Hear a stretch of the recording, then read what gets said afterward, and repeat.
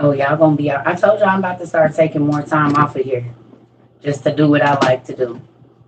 I started on my daughter's they aprons for their kitchens and straightened up and put found places to put books and stuff. So I told y'all I'm about to get working on this podcast. So even if we don't go live on certain days, y'all can get on here and or get on what's the name, and I have a podcast. So I gotta take my life back. TikTok is taking over my life, and I don't want that to happen. Mm-mm. Yes, and I wanted to go back through all of the because I told y'all this ain't all my word, but this is a lot of my studies from like 2012, 13, 14, 15, 16, like that, when I had individual stuff. Good morning, everybody. So, do y'all want to have class or no? If so, you're going to need just your regular Bible or Bible Gateway.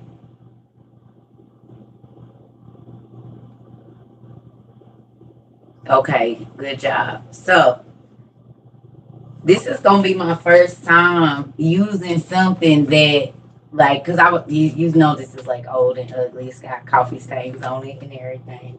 Always got some coffee. But I was going through my notes and I'm like, this good. We about to do this today. We about to do this. So get your pen and paper. Go get your coffee and whatever y'all gotta do. Not as I sit in church. Oh Lord, Miss Crawford. Y'all crack me up with that. Now you can't get okay. So then that means I don't have to watch my mouth because I can't cuss in the Lord's house. Can y'all not do that to me, please?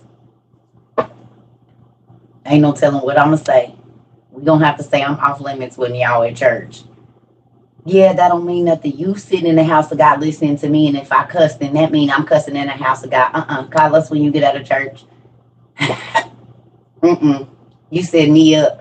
Call us when you get out of church. Anybody else in church, I'm gonna need y'all to log out now. Cause I don't know what I'm gonna say. And I'm not gonna be held responsible for cussing in no church house. Y'all better quit doing me like that.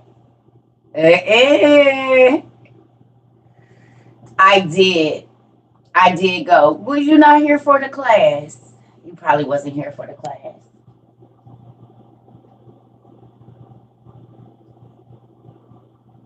Ghostology or vampireology?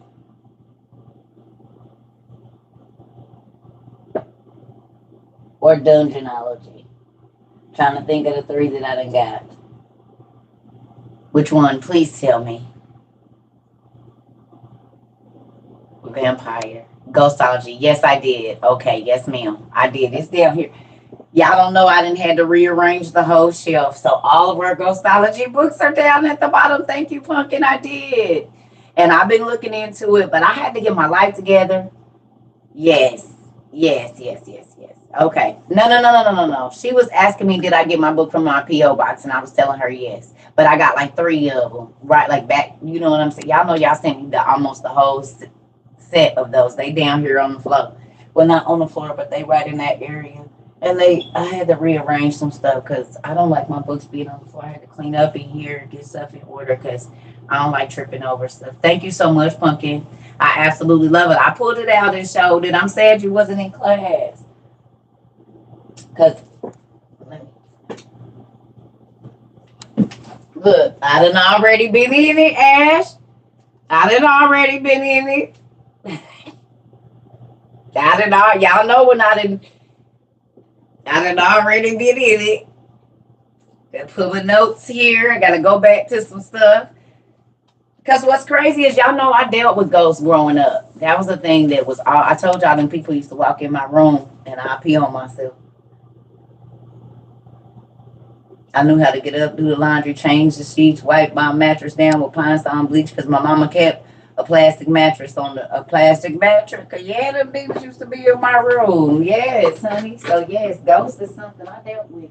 And I always drew vampire. It's so crazy because everything that was in my dreams that I used to draw in pictures as a kid, literally is like mainstream TV. It's so crazy. Hey, nephew. Hey, everybody. All right, y'all. So you just need your regular Bible today. You don't need nothing spectacular. It's gonna be kind of chill, kind of not. It might be some people that don't like me after this class, but we're just gonna move on and do what we do. Is y'all ready? Oh, you a late bloomer? Oh, you all right? You never late. Everything. Thank you, Pumpkin. Everything is always right on time. I'll tell you that. You are never late. I'm trying to get everybody the time to get to Bible Gateway or get their Bible or get your pen, paper, coffee, and all of that. So you got a few minutes.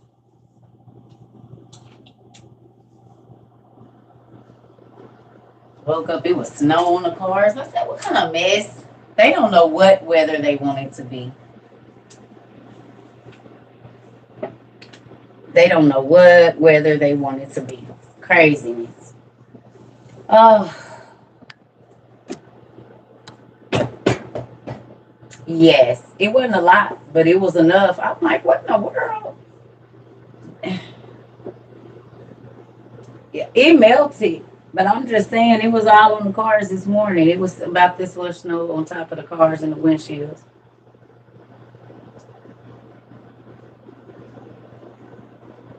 What do you want to know about astral projection? You're not supposed to do it. That's what you want to know.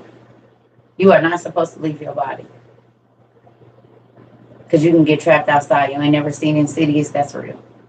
It's basically what a coma is.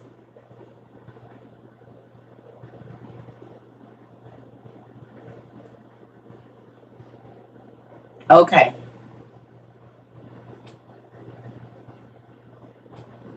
You cannot play in the spiritual realm because you don't know what all is out there, and we don't take enough time to get to know stuff. So there's that. We just jump on any train, any trend. If it sound good, if it sound new, we just do it. Mm-hmm. Gotta stop doing that. Craziness. Don't do it to yourself and nobody else. Hey, baby. All right. So we are going to Ezekiel 13. Please and thank you. But before we get there, do y'all got y'all pen and paper? Because y'all got some definitions real quick. Y'all ready for this? Is how y'all know. Like, I don't ask y'all to do, I don't even write like this big no more. It's so crazy. This when I really start getting into my studies deep. So funny. Y'all ready for y'all? Okay. I got some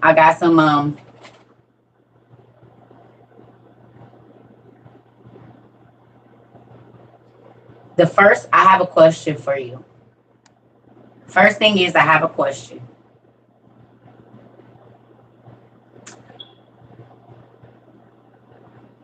Or a statement, I should say.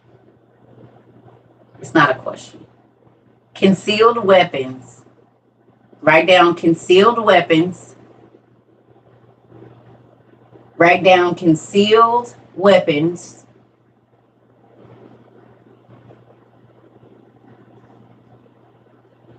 It's going to be a lot of writing today, so you might as well prepare yourself. I'm so happy I did this. I did this work years ago. It's so great. And I ain't seen it, so it's fresh. Okay, write down concealed weapons. And then tell me the definition of both of those words, please. What's the definition of concealed? And what's the definition of weapon? What's the definition of concealed? And what's the definition of weapon?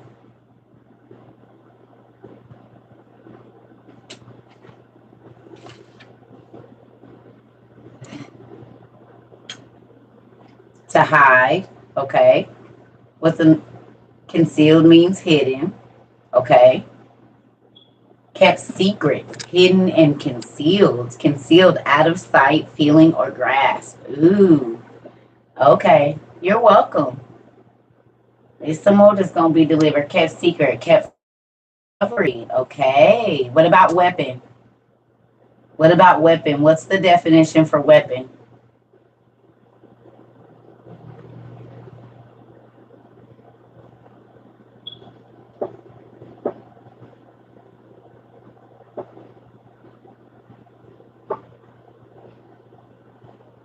Weapon, objects to be used to fight or protect oneself. Okay, what else we got? Good morning. Something to cause harm. So concealed weapon means something that you can't see that can hurt you. If we were to put those together, concealed weapon means something that's hidden that can hurt you or cause you harm. Right? Okay. Now, this is a statement I want you to write down. Okay? This is a statement that I want you to write down. Are you ready?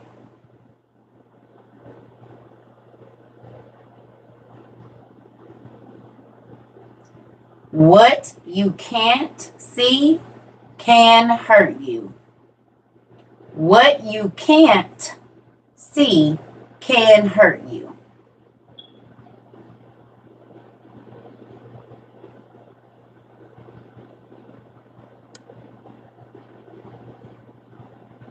Weapon, an instrument used in combat for the purpose of killing, injuring, or defeating an enemy. Ooh, that's good.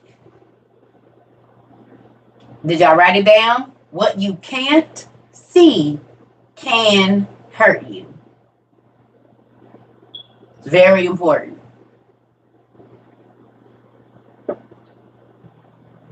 Okay. Next thing. Y'all ready? Now we got spiritually transmitted diseases, right? We got spiritually transmitted diseases. We talked about that before. Backbiting and two-facedness and all of that. But now we got spiritually concealed weapons. Write down spiritually concealed weapons. This was so good when I studied this. And it's been over 10 years. And this is so good to me because I remember spiritually concealed weapons. And then I need you to look up the definition for spiritual, please.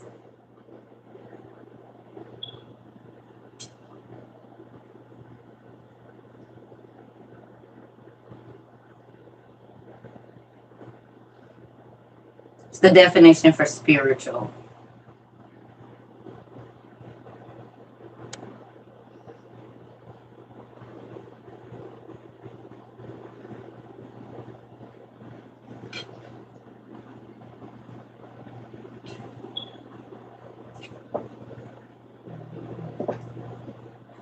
Sir Peter, wait till you get out of church. We'll see you later. I wasn't joking. Bye. Because I don't know what I'm going to say. You're not going to have me cussing in church. I'll talk to you when you get out. Thank you. I love you. Get me out of the service. We are not doing that. You're supposed to be there paying attention. If you're there, do what you're supposed to do. Come on. Get me out of there because I don't know what I'm going to say. We'll talk to you in a minute. You can get in on the night. Thank you. I appreciate you. Relating to or affecting the human spirit, not concerned with material or worldly things. Relating to or affecting human spirit or opposed to material or physical things. Good job. Okay. All right. So we know what that is. Okay. Now, let's list just a few spiritually concealed weapons. Are you ready? Good morning. Are you ready? These are just a few. You can go later and find your own. Are you ready? Are you ready to rumble? All right. Hatred. Hatred is a spiritually concealed weapon. Hatred.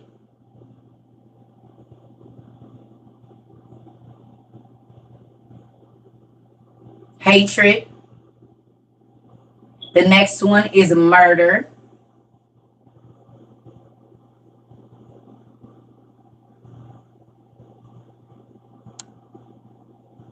I don't need you answering for me. I need you to wait for me to list them. Thank you.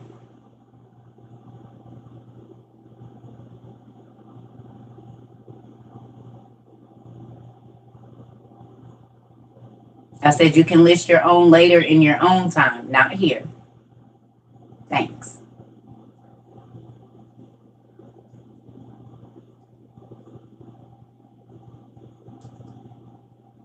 Okay. Thank you. Envy.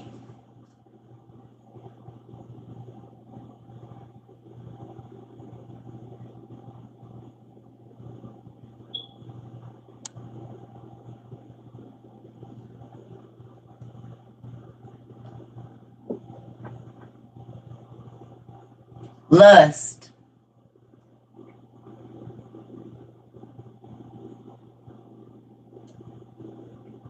Thank you. Lust.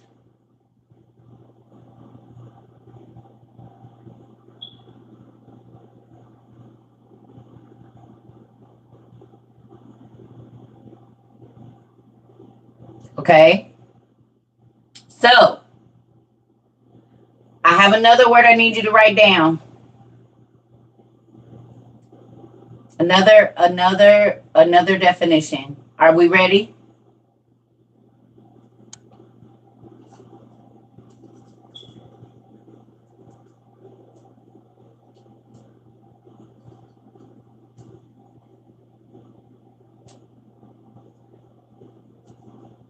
Cover. What's the definition for cover?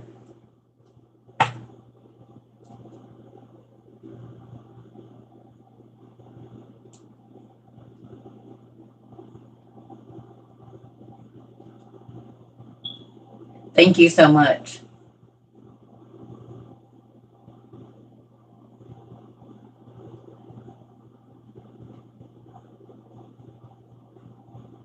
To protect.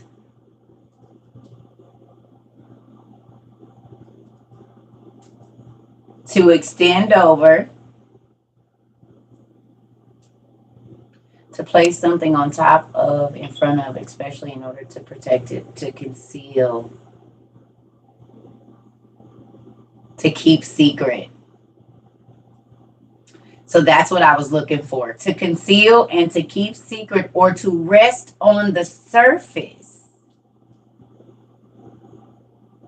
Did anybody get that? To rest on the surface?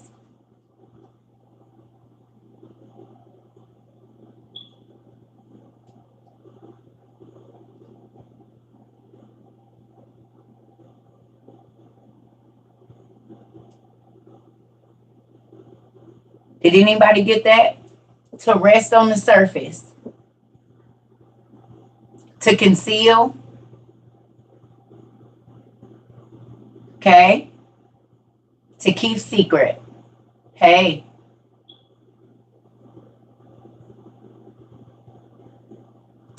Okay. All right. Next word, expose.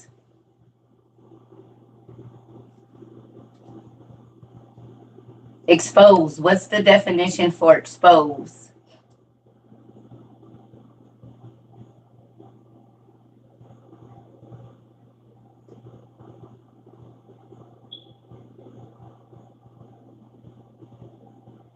To out in the open, bring to view or light,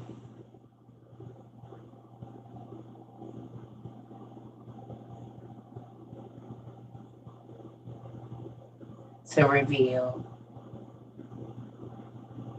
Are y'all looking up definitions, or are y'all just saying stuff? There we go. To lay open to danger, attack, or harm. Yeah, that's what I was looking for. Uh-huh. To lay open. To be exposed. To lay open. To be bare or uncovered. To reveal. To unmask. To make known or disclose. You see how many words go in expose? To lay something open. To be specified. to bear or uncover, to reveal, unmask, or to make known or disclose. All of that falls under the umbrella of expose. Okay? To absolve. What does it mean to absolve? ABSOLVE.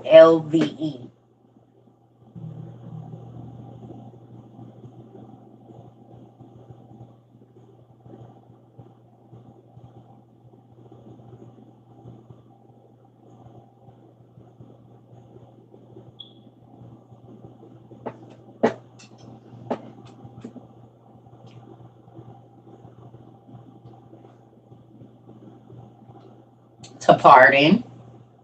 Good job. What's another word? Or what's another? To pronounce clear of guilt or blame. There we go. To set or declare someone free from blame, guilt, or responsibility. Good job. Free from blame. Okay. Good job. Good job. Okay. Next one. To gloss over. Gloss over. What does the statement gloss over mean?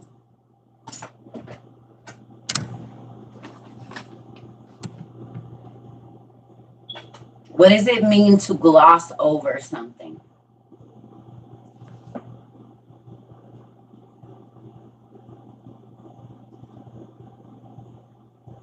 Overlooking. To make seem less important. To try to conceal or disguise something unfavorable by treating it briefly or representing it misleadingly. Ooh.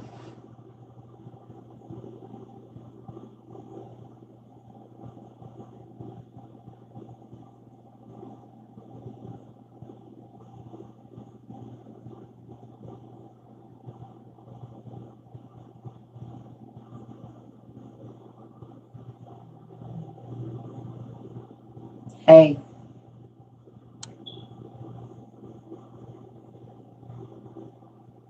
So nobody got superficial luster or shine? For gloss over?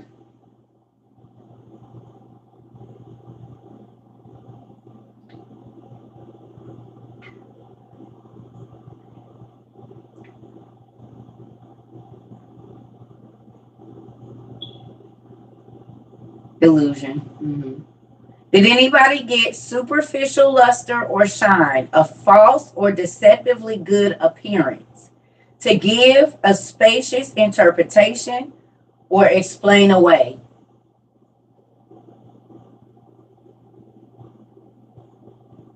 Gloss over. Nobody got that?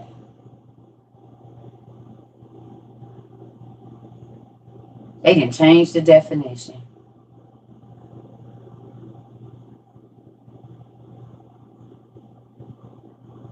Wow. So write this down then, because they didn't change the definition of it. That's crazy. Write down superficial luster.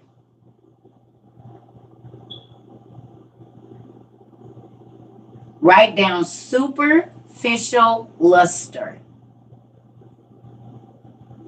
See, that's what I'm going to show you why that happens. I told y'all need one of these.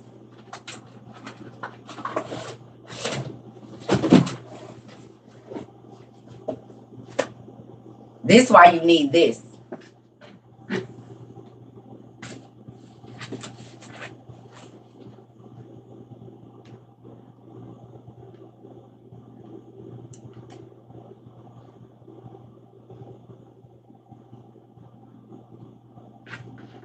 Keyword.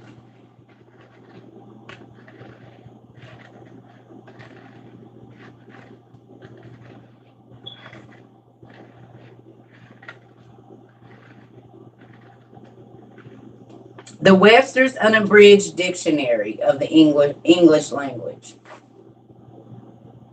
This is what you need. See how thick that dictionary is?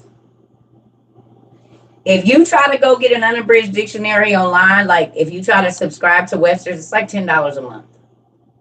Because there's words that they don't even allow you access to unless you get an unabridged dictionary. Did y'all know that? Anybody?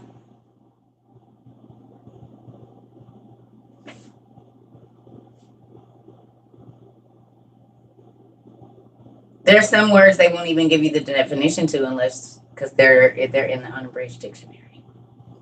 Mm-hmm.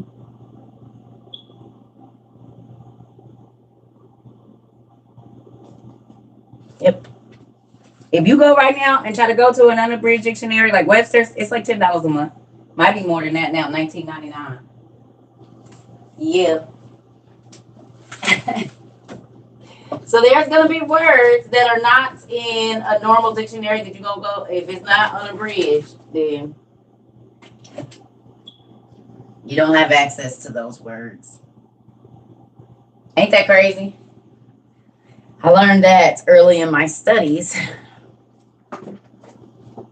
No, you can buy one. You can buy one. I'm saying, like, they're not cheap, though. An unabridged dictionary is not cheap at all. They're very expensive. But with that, unless you can find one used somewhere, yeah. But this is the thing. So with that, you have to pay $10 a month on well, it used to be $10 unless it went up to get access to all the extra words and definitions and all of that. Mm-hmm. Yes.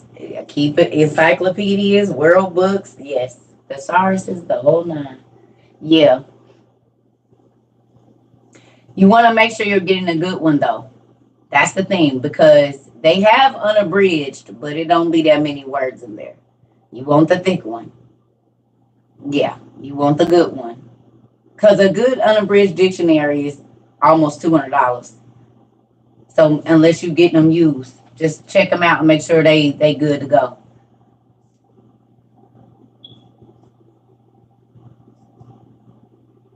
Right.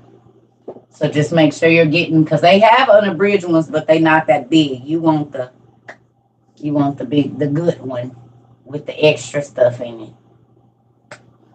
Okay, back to what we was about to do. All right.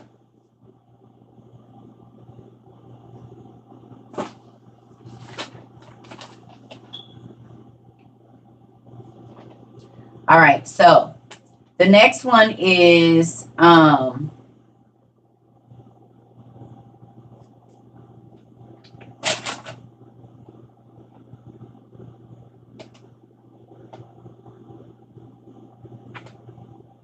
it's the last one, and then we'll get on to this. Whitewashing. Just look around, go to the Goodwill. The half-price bookstores are great for those kind of things too. I always look for used books first, y'all. I do not try to go out and buy brand new books. I'm always going to look to find it used first, because then I can get more books. I do not be trying to spend an arm and a leg. It don't got to be new. I just need to know that all the pages is there. If the pages are there, I don't have to worry about it. You know what I'm saying? So, because if you spend all your money on brand new books, then you don't get to get that many. But if you can find 15 used books for $30 and then spend your other 50 on a really nice book, then that's a better deal. I like deals. I don't care. Exactly. I don't care about if it's used, if it's new, because as long as the words is there, it don't matter. Sometimes the older the better, right? Intentionally hiding something is what whitewash means. That's why I be telling y'all, go to the Goodwill and stuff. Deliberately attempt to conceal unpleasant or incriminating facts about something or someone. Ooh, a deliberate attempt to conceal something. All right. Okay.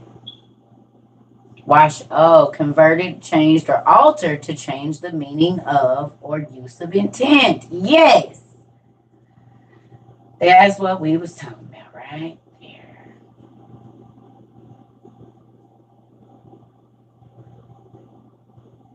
No, no, I don't have a new page. Report it.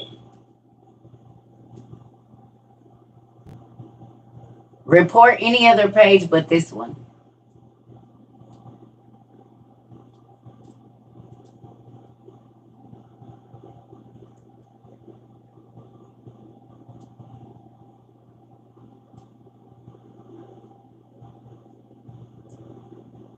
My only other page on TikTok is Tad Not Place.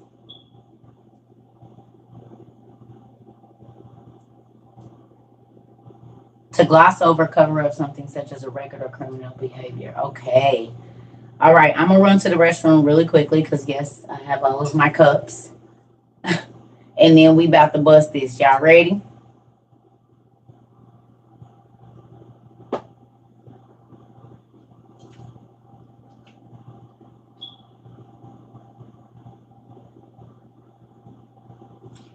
Listen, enter mine. You about to get on my nerves.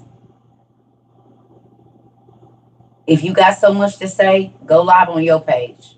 But you about to get under my skin. Enter mind.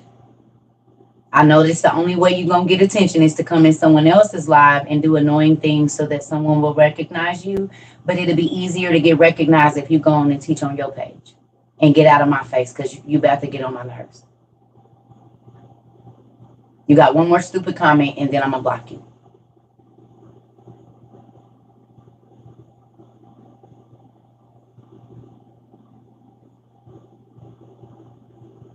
Don't put your finger up, nigga. Because I seen you talking about I'm all talk. How you in my live throwing shade against me, weirdo? Are you crazy? Go talk that over there on your page, on your live. Go live on your page and talk crazy.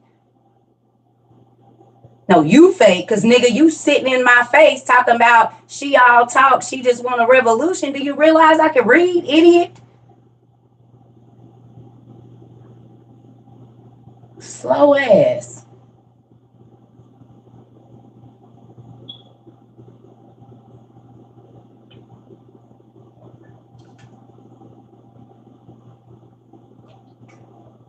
Don't add them. They already deleted. This is why I don't want y'all having me in church.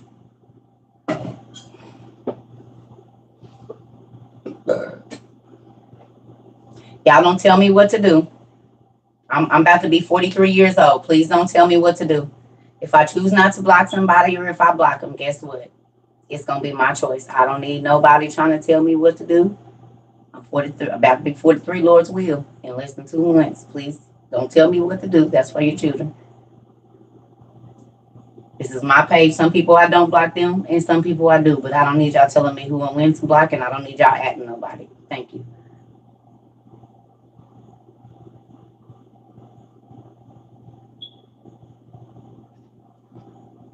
So I'm gonna run to the restroom.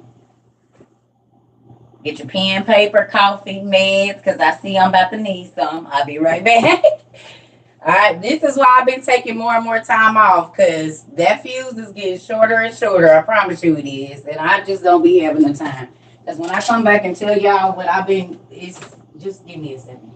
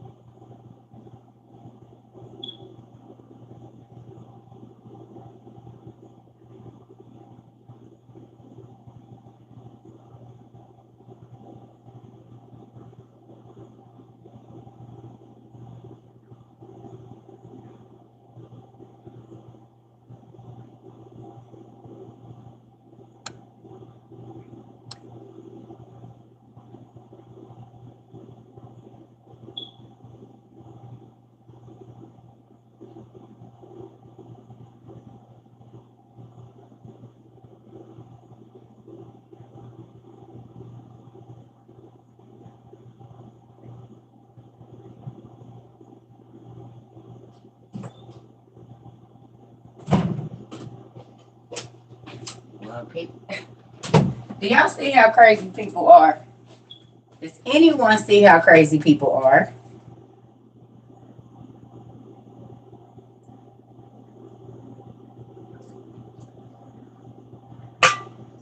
Just type in wood stove, camping portable wood stove. Do y'all see how crazy people are? You've been throwing shots at me for the last 6 minutes. I seen them, but that's a hater move. Like,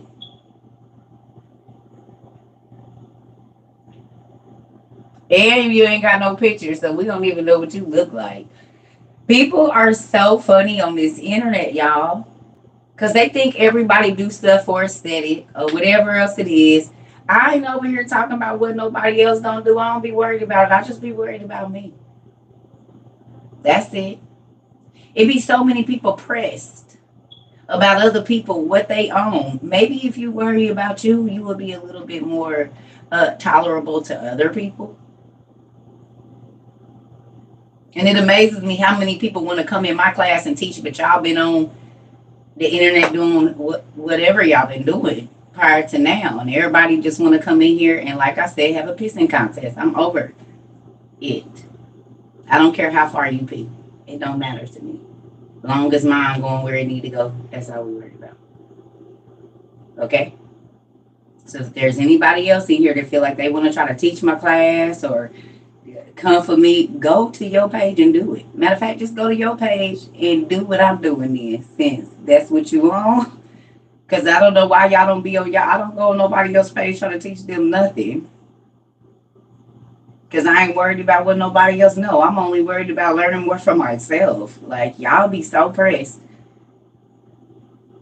It's crazy to me. For what? Go learn for yourself, and then you don't have to compare your knowledge to somebody else's. Because y'all don't see me comparing my knowledge to nobody. I don't ever say who's not as smart as me. Because when you got it, you don't got to do that. I don't have to. I don't got to prove to nobody, because it was me and my daddy when we was running through these streets. It wasn't none of nobody. So, who else got to prove it to? I know what he brought me from. I got handwritten proof. Y'all didn't see my journals. Time and date, babe. I don't got to prove it. This ain't for the aesthetic. This is my life for real. I don't do nothing because I want people to look at me. I do everything because I want to do it. Whatever that is, I don't care if nobody ever sees it. I like it. And that's the sad part about this generation, is that they only do things so that other people will like them, like watching people play with toys online.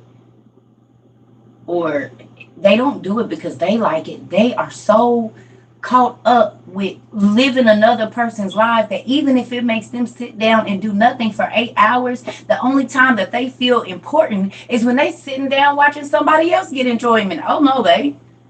I'm about to enjoy my life because I don't know how many minutes I got, and it ain't about to be because somebody else doing it. I didn't learn how to build because I wanted people to envy me. I learned how to build because I didn't have the money to buy beds. I learned how to cook and grind my own meat out of necessity. These things I wasn't doing so other people could envy me, or other people could be looking at me or want the life. I don't do that now. That's why I get on here looking crazy half the time, because I don't want you to envy nothing that I have and or do. What I do want to do is pick up on this game and apply it to your life so your life can change. That's what I want you to do. This don't have nothing to do with Circuit Rover. This don't have nothing to do with being out and about and everybody knowing who I am. I could give a damn less because I don't like people in my business. But I get up here and do this because God called me to do this a long time ago. I've been getting asked to teach the people since I was 17 years old. I had mega churches, youth pastors coming to the little bitty church that I was at, like, nah, we need her. We need you to send her out for our youth conference. So this ain't nothing new. This is nothing new. And I didn't take it because I ain't never wanted to be behind a pulpit, which I don't know. Now, was I going to talk to the people? Yes, I already knew. But I told God, I don't want to be behind no pulpit.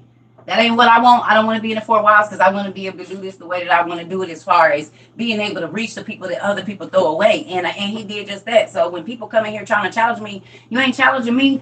But you better be careful because you be challenging what God told me to do. And if you get in the way, he like to flick flies, baby. Tick it, tick it, tick it, tick it, tick it. You'll be moved right on out the way. Stop. For real. You don't have nothing to do with me. So while y'all be trying to challenge me, I'm going to move out the way and let you talk to my daddy. Because he the one that put me here and he the one that's going to move me. He the one that gave me the information I got. Whether y'all like it or not, it don't matter. And I'm not changing for y'all because when I get off of here, I'm the same person. I'm not none of that. And don't care. My own mama don't like me. What you think I care? And hell, my daddy dead, but I don't think he liked me either. So if them two niggas didn't like me, why do I care about anybody else? Shoot, what you mean? Your opinion don't matter. It don't. I'm just gonna tell you. So with that,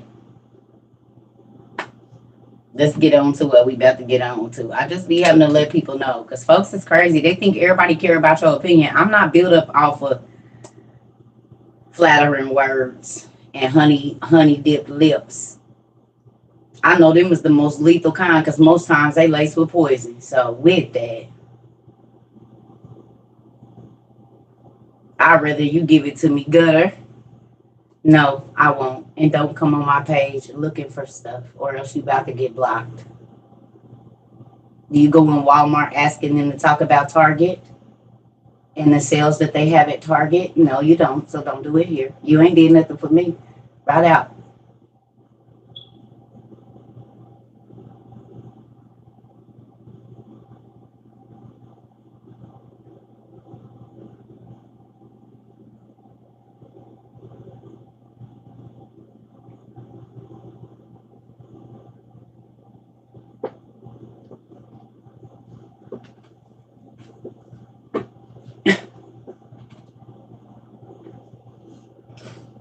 People always want something for nothing.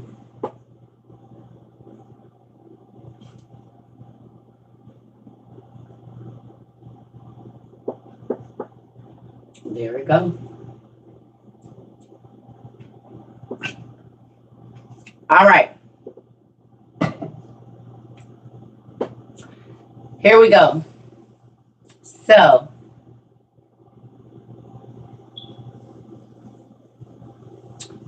Ezekiel 13. Y'all ready?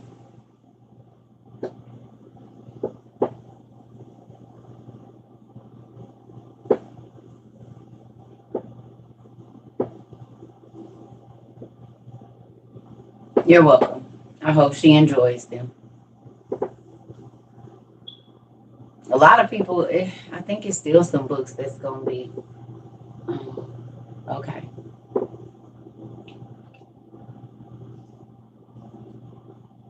I got to get these glasses together because my lights be affecting like the angle. And so then it'd be a whole bunch going on around here. Okay. Ooh. Well,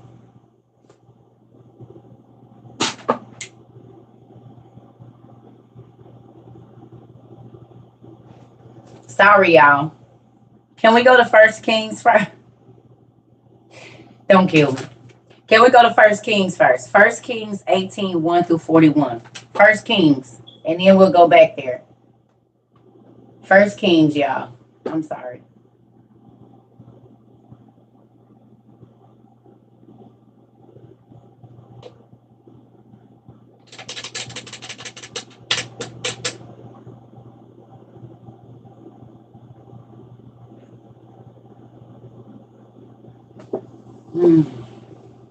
Yeah, First Kings 18. 1 through 41.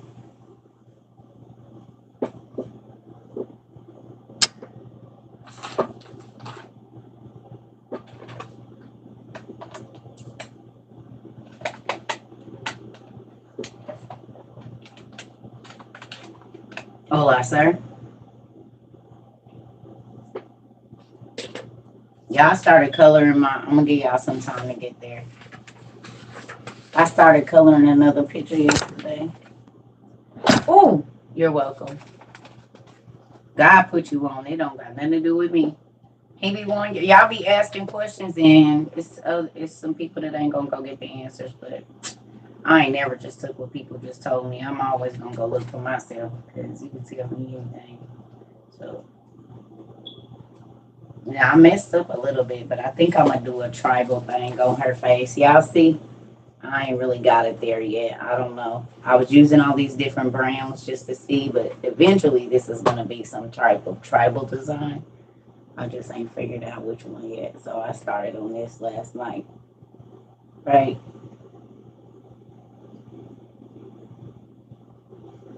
Thank you. Yes, I have the Dead Sea Scrolls. Yeah. So I'm working on it.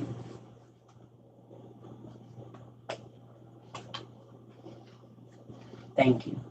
I hope you can't wait to start using I'm telling you, them gel pens, put your headphones on, like when you know you ain't got nothing to do and getting everything.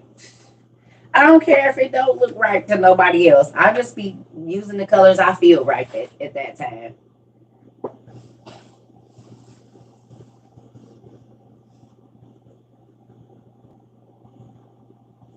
Oh, really?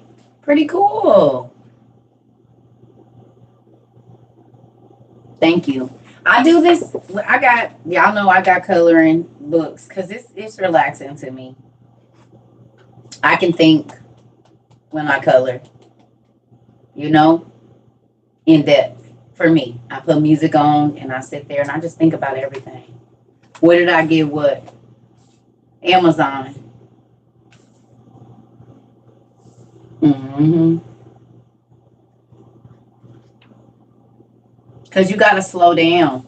But think about it. When you do this kind of stuff, you got to slow down. You can't you can't do this quickly. You cannot do this quickly.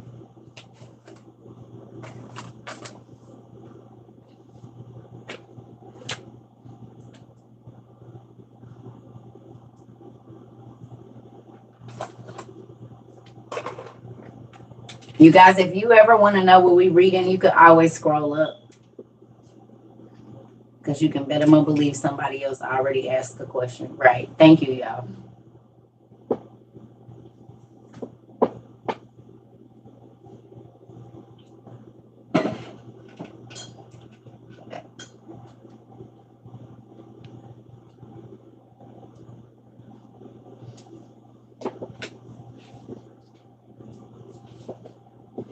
So, newbies, you don't know this, but let me tell you, I do not like repeating myself. Y'all don't know that yet, but I don't like doing the same actions over and over. So, like, if I hold up a book, please go ahead and screenshot it as soon as it's up there. Because if I put the book down and I don't feel like just pushing this chair back to grab it, I'm not. If it's laying right here and I have it up for 2 minutes and you wait just and good till I put it down and say, oh, I didn't get it, that ain't my issue. You can go back and watch it on YouTube and you'll be able to see it at that point in time. Because I'm not running back and forth and playing Jackrabbit around here. So I just let you in on it. Um, and we use the same version every time we read. If we reading out of the Bible, we use it, but it don't matter. Just whatever you gonna read out of, y'all.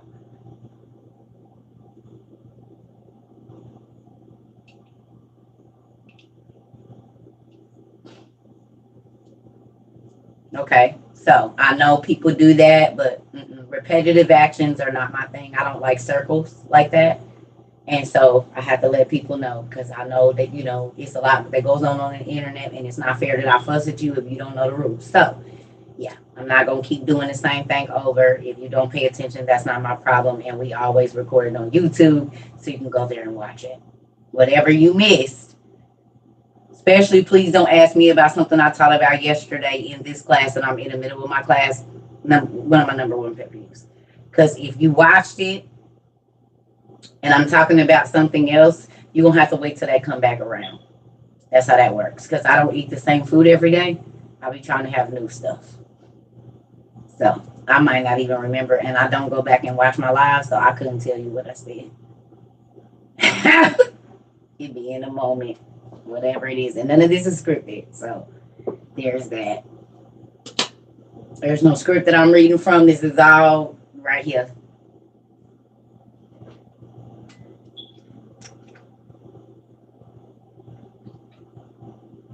I'm not going to answer that question because evidently you didn't just listen to anything that I said. Because I'm sure I just told you where we about to read it, and you're asking me questions about something that has absolutely nothing to do with what I'm talking about right now. So I guess you wasn't paying attention. I'm gonna need you to turn the TV down or go where you can hear. Because I just said that. Don't do it. I'm not talking about that right now. I'm talking about 1 Kings 18. So your question is irrelevant, so I'm going to ignore it.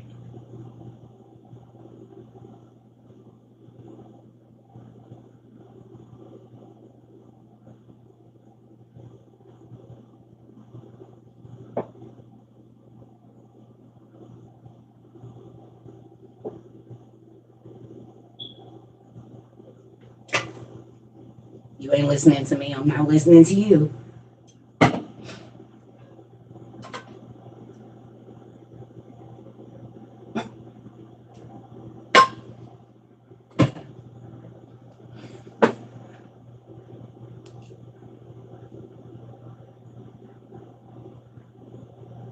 It was crazy.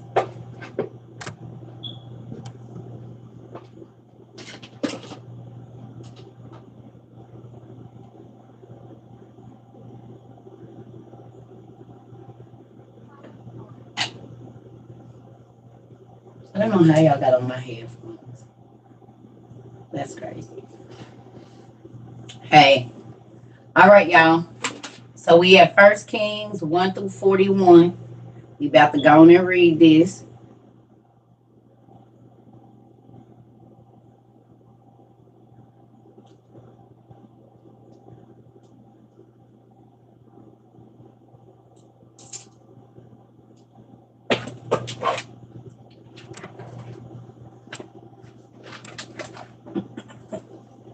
People will do anything.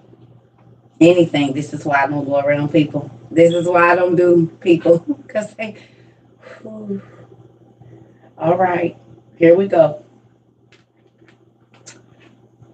During the 3rd year that no rain fell, the Lord said to Elijah, "Go and meet with King Ahab, and I will make it rain." Simple direction. So it's 3 years.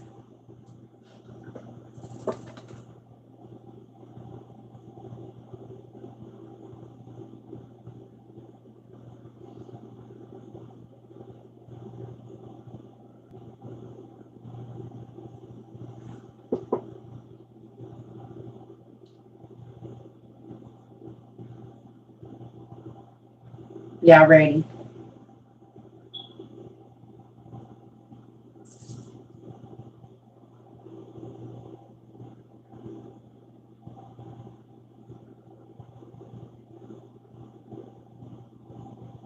Okay.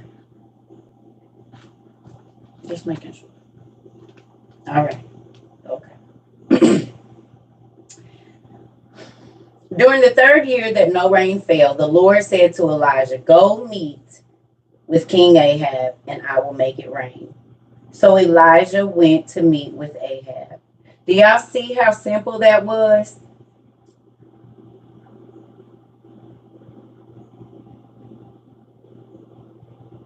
First of all, it's been 3 years since it's been some rain.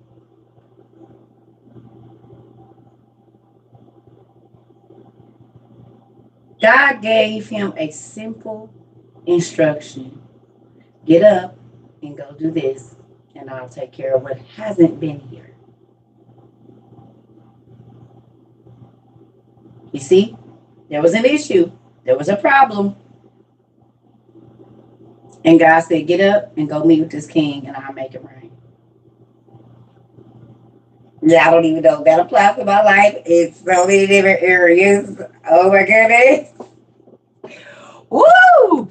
Yeah, Lord, get up and go meet with the King, and He gonna make it rain. Hallelujah.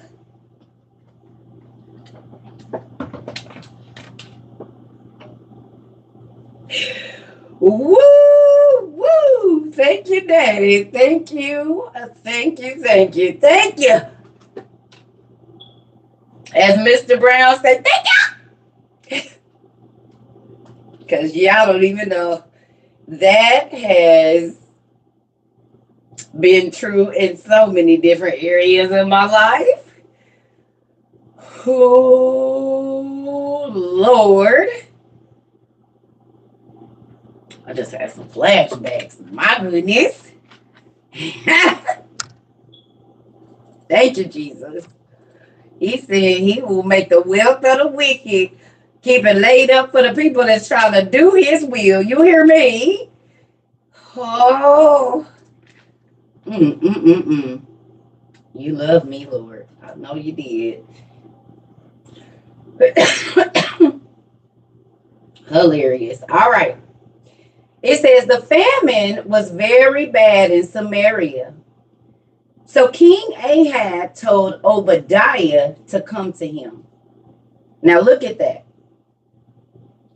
One king of the world told one man to go meet with somebody. And then, I'm sorry, the king of the universe and everything that we see and don't see.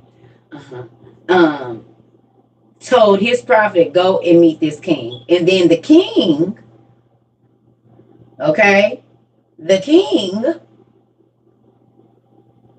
told him, told somebody else, come see me. So there's two authority or rulers there. It's the ruler of heaven and earth, and then it's the ruler of a kingdom. Both of them gave an order. For one, he said, go there, and the other one said, come to me. Did y'all get that part? Simple, but everything means something. Y'all with me? Or no? Are we here? Everybody? Okay. All right. Okay. I just want to make sure y'all be seeing. Okay. All right. Simple things mean a lot. Got to pay attention to the small things. Right? Excuse me. Obadiah was the man in charge of the king's palace. Obadiah was a true follower of the Lord. One time, when Jezebel was killing all of the Lord's prophets, Obadiah hid 100 prophets in 2 caves. What does the name Obadiah mean? Who knows what the word or the name Obadiah? What does the word Obadiah mean? Who can tell me?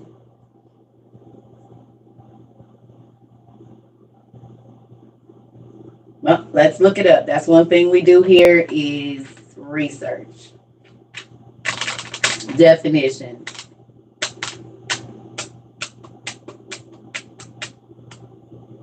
Servant of Yah. That's what it means. Yes, the Lord saves.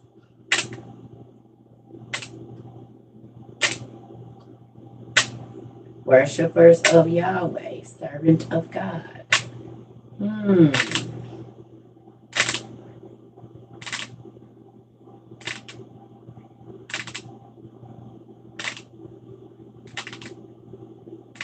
It means to destroy. Did you look Obadiah?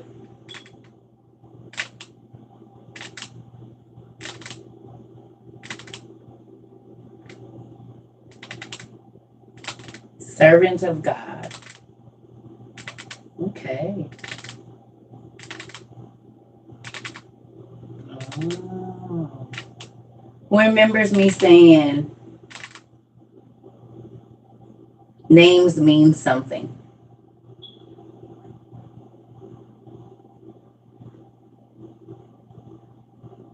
Who remembers me saying the names mean something? Be careful what you name your kids.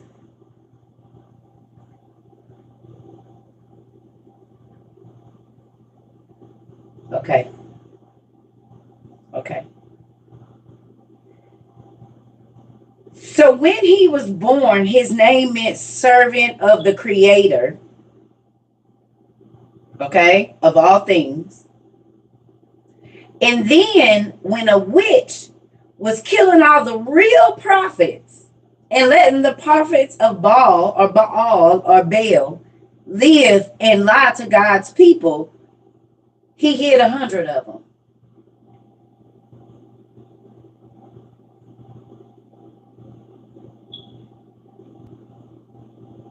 Y'all get that? His name had everything to do with how his life was going to be.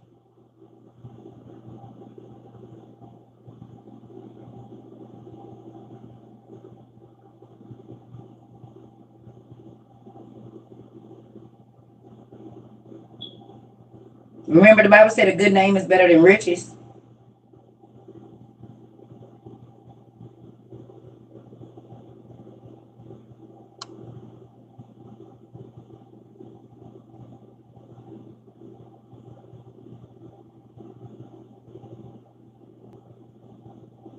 Do everybody know the meaning of their name?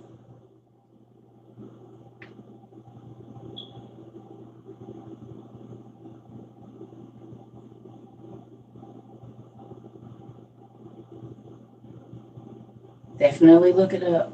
You don't have to put it here, but if you don't, look it up and break it down into syllables if you have to. Yeah, you don't have to tell me what it means. I just want to know. Okay. Hopefully you know the meaning of your children's names as well.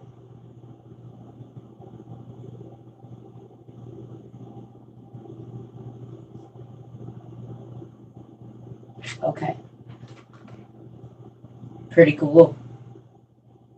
All right. Going back. I just be wanting y'all to pick up on the little bits. All right. So it says Obadiah hid 100 prophets in 2 caves. He put 50 prophets in one cave and 50 prophets in another cave. And then he brought them food and water. Really?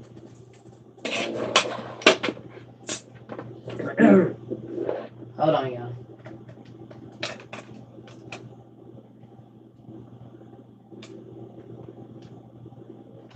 Okay. I thought I was going to have to walk in my room. All right, so King Ahab said to Obadiah, "Come with me, and we will look at every spring and every stream in the land. We will see if we can find enough grass to keep our horses and mules alive. Then we will not have to kill our animals." They decided where each of them would go to look for water. Ahab went in one direction by himself, and Obadiah in another direction by himself. As Obadiah was walking along the road, hold on. Sorry, y'all. By himself, he looked up and there was Elijah. Obadiah recognized him and bowed down to show his respect. He said, "Elijah, is it really you, master?" And Elijah answered, "Yes, it's me.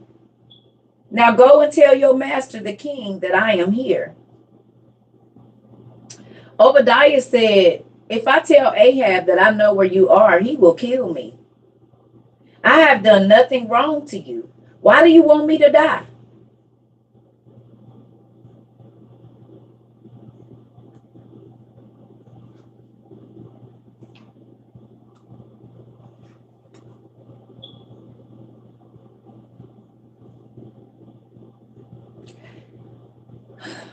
How many times have I told y'all that I started telling people something and they didn't want to hear what I had to say because they thought I was speaking bad on them? And I was just telling them what needed to do because I already had a word from God. He had already given it to me, but it don't sound like something that you would think would work out. And so then you tell people that I wish something bad on you, or I told you to do. Yeah. You know, a lot of real prophets go through that, right? Most times, if y'all don't notice, they was always trying to silence the prophet, make them be quiet, throw them in jail, keep them out and away because they didn't want to hear what they had to say. Y'all know that, right? You're welcome. Ain't this the community, y'all? Y'all know that? Yes.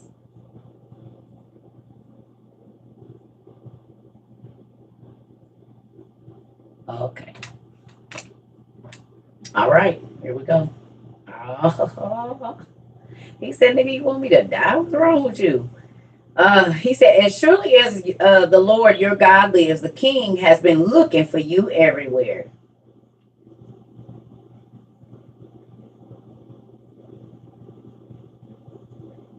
Somebody always trying to look for a prophet that God done tucked off somewhere. You see, the important people be looking for the prophets. You see how that works? They be wanting either to get rid of them or an audience with them. Do you know that? The real ones. Did y'all know? Mm-hmm. Okay.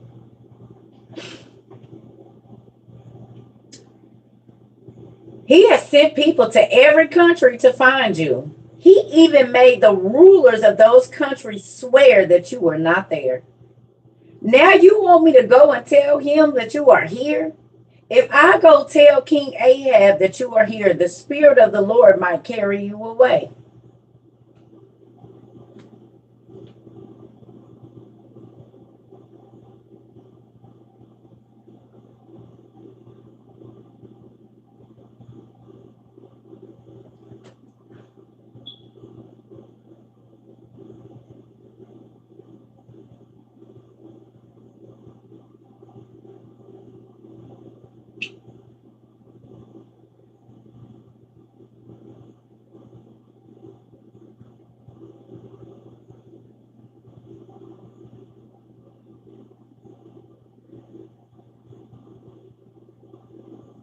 Nobody don't got nothing to say about that. Huh?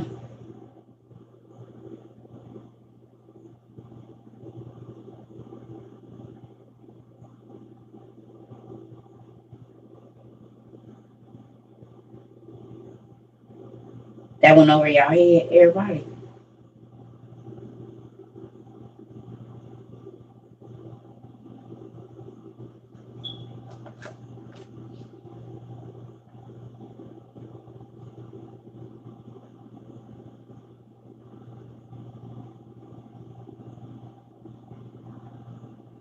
Nobody got that.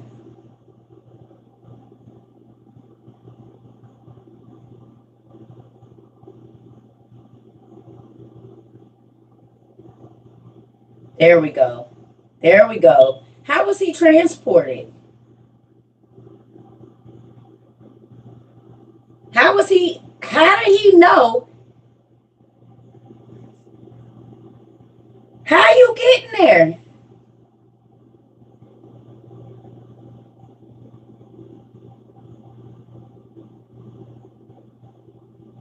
Y'all remember I said a lot of people miss in the Bible that it says they flew. But how they fly? Flew. You missed that, Ash? Yeah, go back and read it. That's what I said. I'm going to stay right there. I need y'all to go back and read it. And just think about who was living at that time.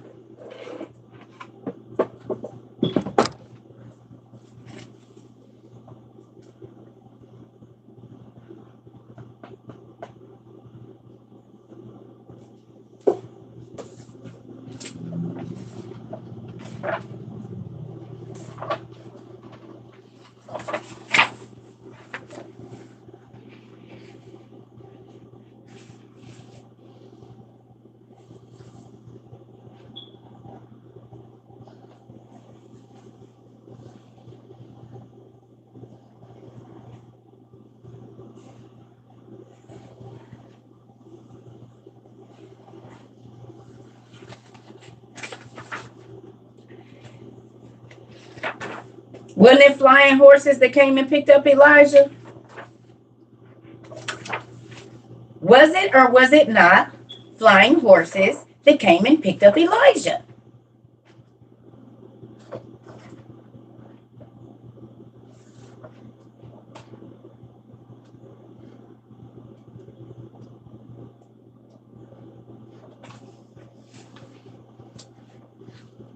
Could have been one of these.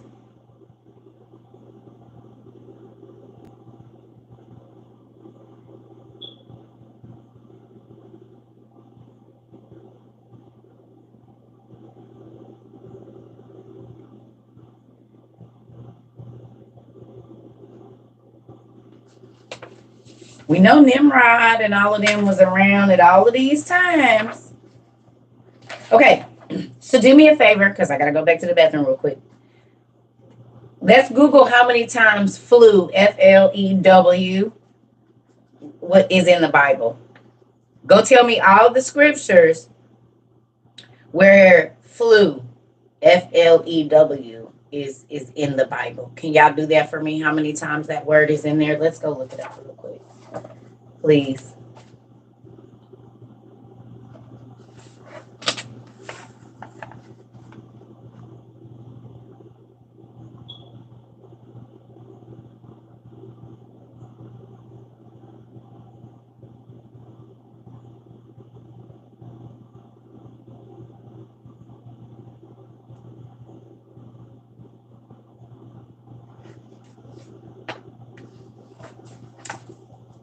$33 times.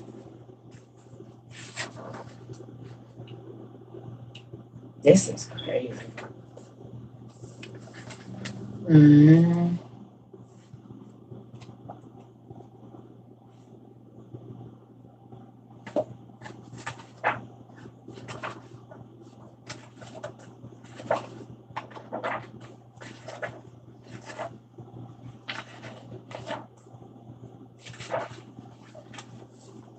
Or maybe one of these two.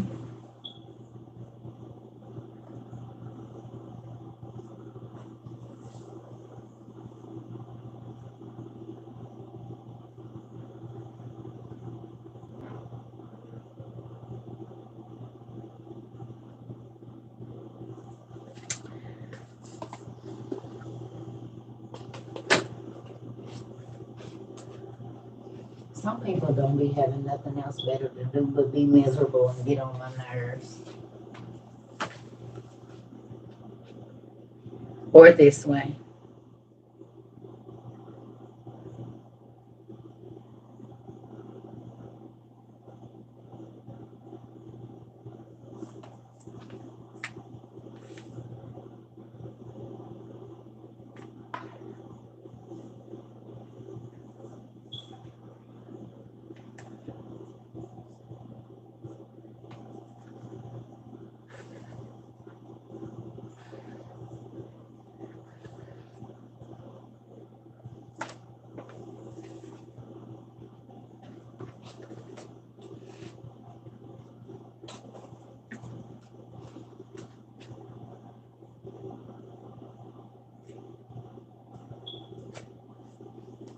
Mm.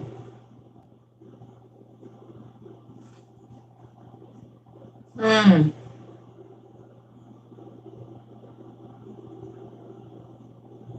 Mm.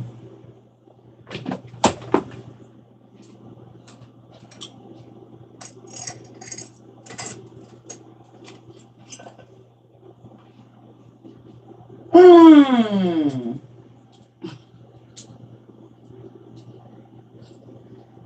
Mm. Mm. Mm. Mm. Mm. Mm. Mm.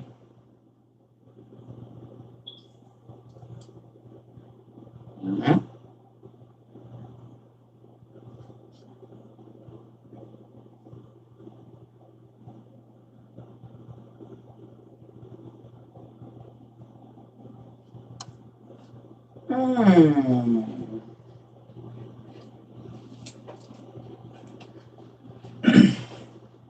Because we know that a lot of the giants were seafaring people, don't we? A lot of the children of the angels that were the kings and the great warriors were always on a boat too, going somewhere, weren't they? On an adventure. And they would need to know how to get there with a portable sundial, wouldn't they? And coordinates and whatnot, seeing as how they built monolithic structures to the way that the sun and the moon and everything goes down, to where if it hit at this time and come through this window at this angle, you gonna see one word. Then you gonna have to wait 3 weeks until the moon is on this side and the sun is on that side, and the earth is tilted, to see the message that's gonna be on this side. Oh no, there's absolutely no way that they could have a watch that would tell them where to go by a sundown, and even though they already understood magnetism back then. You're right.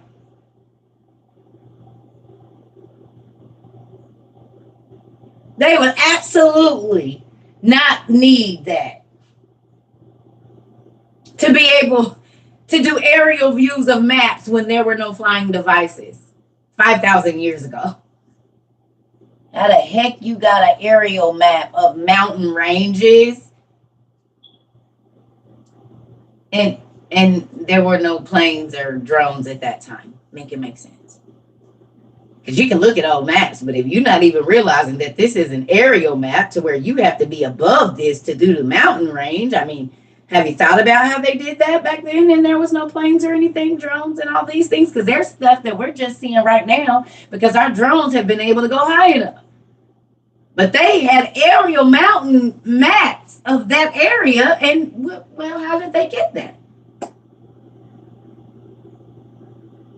How did you get that map if it wasn't no planes or nothing and no drones back then? Because we're just now in 2023 able to get to those mountain ranges and be able to go up there and not whatever. And y'all got maps that's 5,000, 7,000 years old that show us in detail where the pools is at and everything. Well, how do you see that if you, from an aerial view, y'all have it?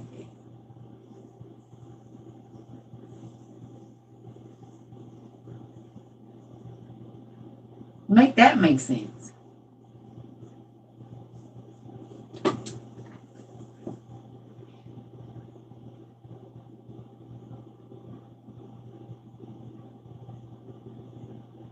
Crazy. See, people, it be that little stuff. And now y'all see why I have books like this.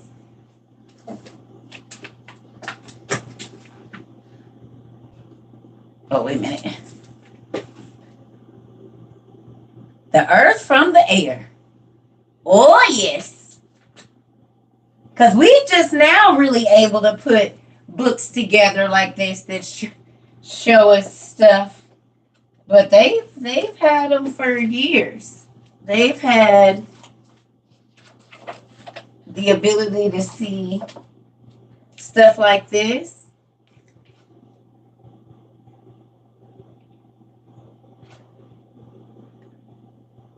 Now, where do those stairs lead to, I wonder?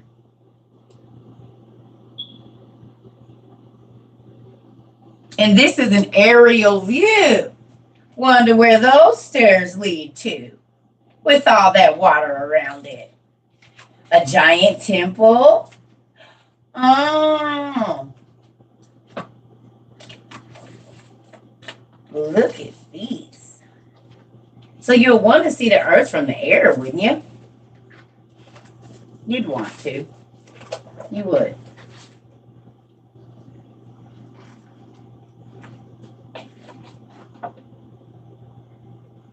It's cows. Right?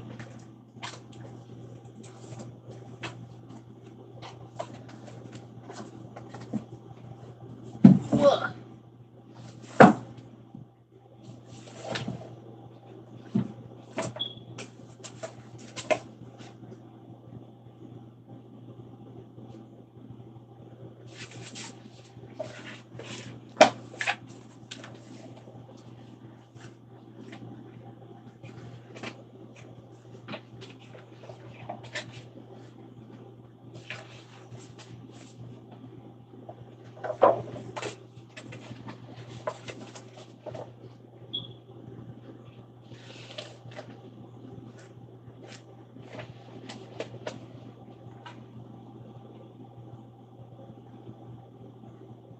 Rice fields.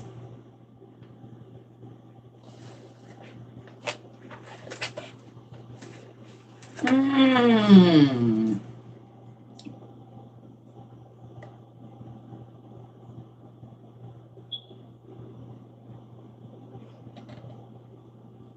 Temples in Asia.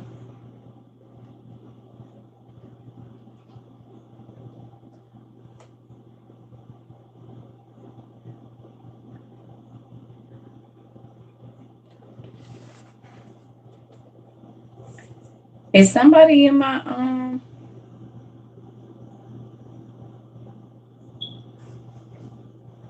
somebody in here acting like we care about their opinion and we don't?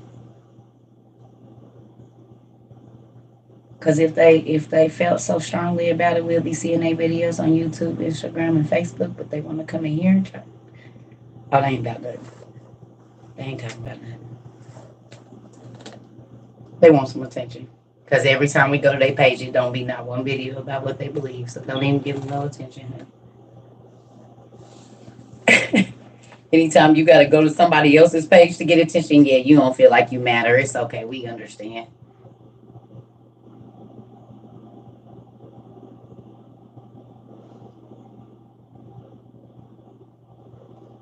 Because if it ain't on your page, you ain't about it. That's how I look at that. You all talk if it ain't on your page. Because everything that I believe in, it's on YouTube, it's on TikTok, it's Instagram, it's there. So, do you really believe it? Or do you just want to come over here and cause trouble because ain't nothing popping on your page? I get it. It's the only way to get it. I know. Folks, it's funny.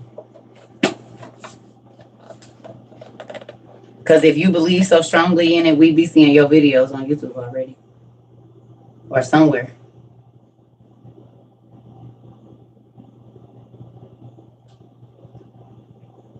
Because I don't got to go to nobody else's page and try to draw attention to myself. I just stay on my own platform. Like you should have. And if ain't nobody over there listening, you might want to do a little bit more study or something as to why you feel like you need to come over here and try to interrupt my class. Because we don't come bothering y'all.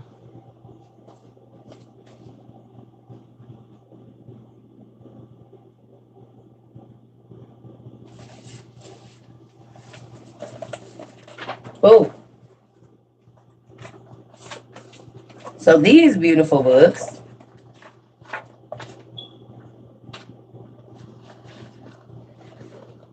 See?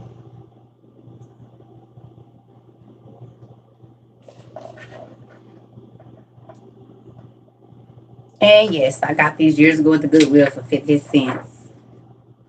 Mm-hmm.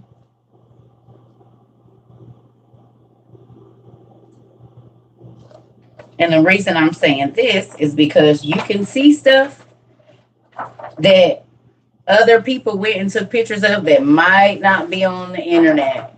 Because that kind of, they show you kind of what they want you to see. But if this is a photographer's book or whatever it is, then you get to see beautiful castles and stuff like this.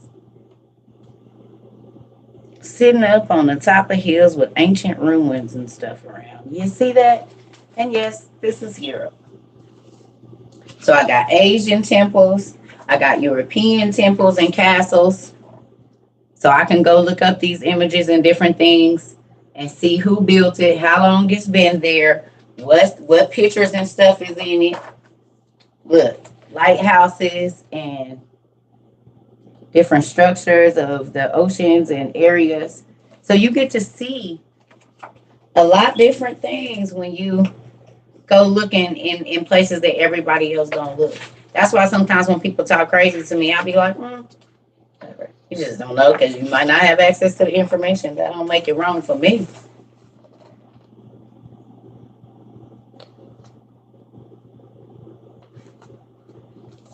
So, with that, quit trying to be in competition with people about how much they know and just learn for yourself. It's more enjoyable. Because if you have to argue the word all the time, what are you really learning? Wise men don't got to do all that. They just keep on teaching.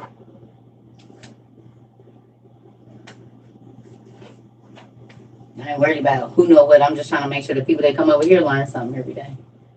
I don't care who, what, when, where, why. Other people is, it don't matter because I'm not on their page listening to it if I don't agree with it. People really be trying to make you feel some type of way and your actions tell on you. I'm not deceived by words or none of that. I see what your actions is doing. Your actions gonna tell me 100% of what you mean and what you can lie with your mouth all day.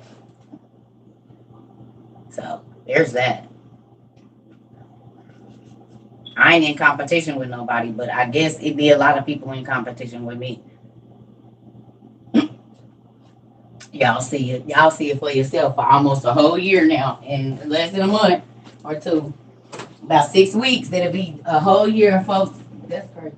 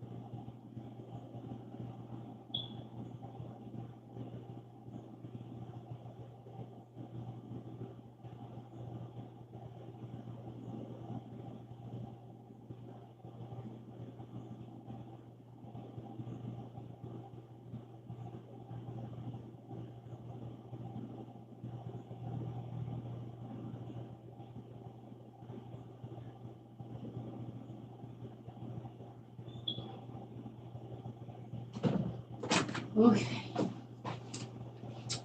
Here we go. So, back to what I was saying. Sorry, y'all.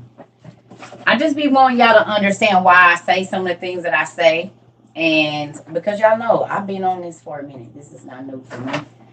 And so I just be trying to get y'all together and do, you know what I mean? So you can think deeper into the words that are on the page. Because now, let me ask you a question. Now, don't you want to go look and see what was going on when they was flying? That make you now want to go search out the word and say, well, what was going on to where they was flying? Right? Which makes you want to delve into the word that much deeper. You see what I'm saying? And that skipped so many people. I didn't ask pastors, like, what do it mean right here when they say they flew? What does it mean? Because if I say I flew now, that means I was not on the ground. Flee and flew, two different things.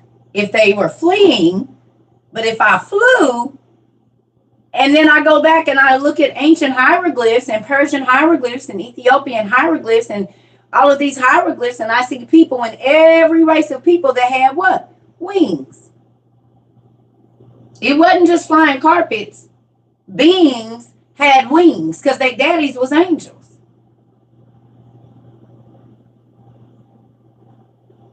In ancient Mesopotamia, and we see it through all of they started miscegenation and they started doing all of that. So they did have access to flying beings.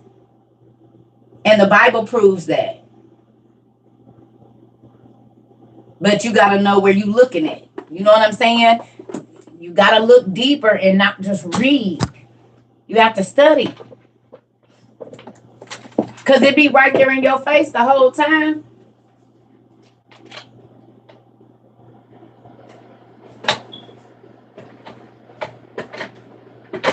You said Lima, Peru? Oof. Yeah.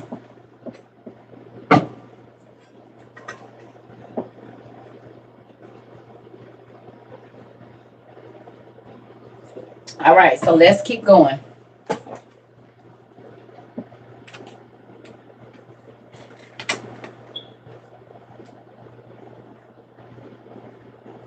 All right.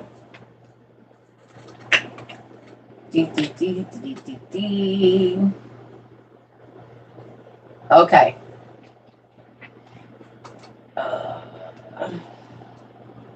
he said, now you want me to go and tell the king that you are here. The king will kill me. Elijah answered, I serve the Lord all powerful. As surely as he lives, I promise that I will stand before the king today. So Obadiah went to King Ahab and told him where Elijah was.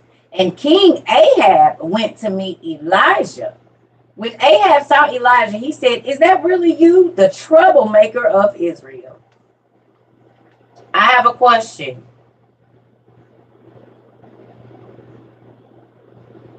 How can a prophet of God be trouble to the church?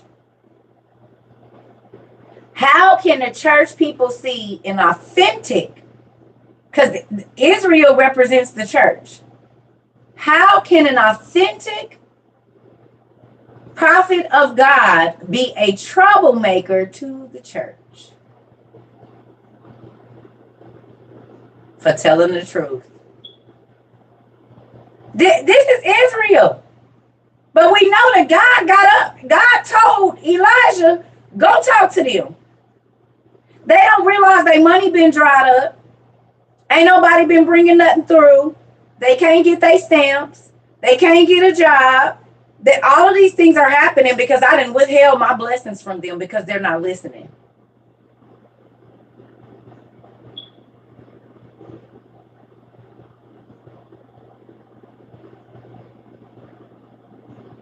Fools hate the truth but love a lie. What you done said. Come on with it. They want to be whitewashed. They want that whitewash lingo, don't they? Okay? So it says, 18. Elijah answered, I have not made trouble for Israel. You and your father's family caused all the problems when you stopped obeying the Lord's commands and began to follow the false gods, following false gods. How many times y'all done heard me say, I will come and try to tell a person something. They don't want to hear it when I'm trying to tell them. Then the thing happens and they try to blame me and say, I cursed them. I wish bad on them. I'm a jinx. If I wouldn't have never said it. No, God was sending you a warning and you didn't listen when God sent his person to you to tell you to get your act together or this thing is going to happen. But sometimes when people know you personally, then they feel like they don't have to listen and you just talking.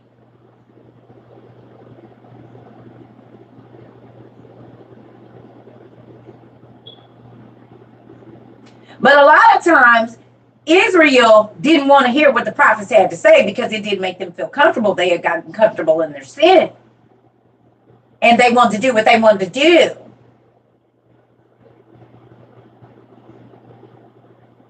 They was used to the prophets that was telling them what they wanted to hear instead of what they needed. Like today.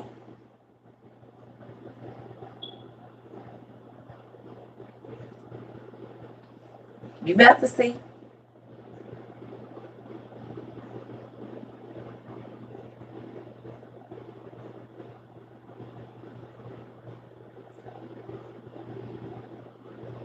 Really?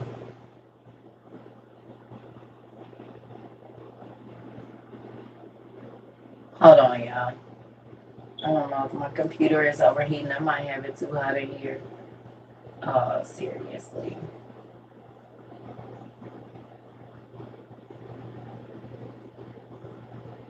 What the heck? I think my computer just...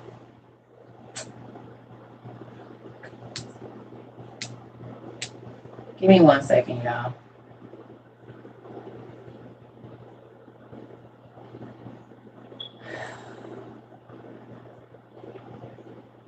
I might have to turn that heater off. Because I got it all together warm in here. And I think that my...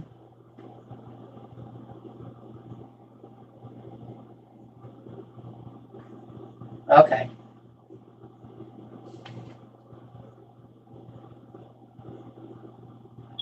All right. So it says Elijah answered, I have not made trouble for Israel. You and your fathers caused all the problems when you stopped obeying the Lord's commands and began to follow false gods. Now tell all the people of Israel to meet me at Mount Carmel. And also bring the 450 prophets of Baal and the 400 prophets of the goddess Asherah, who get their support from Queen Jezebel.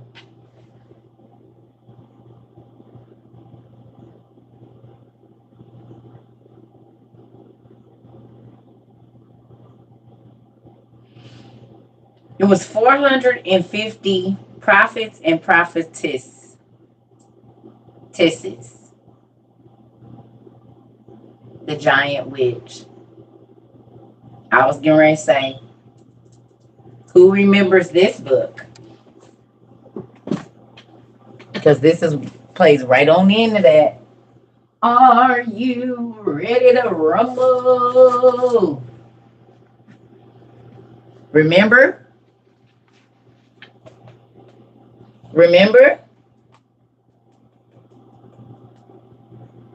Where is King Og mentioned in the Bible?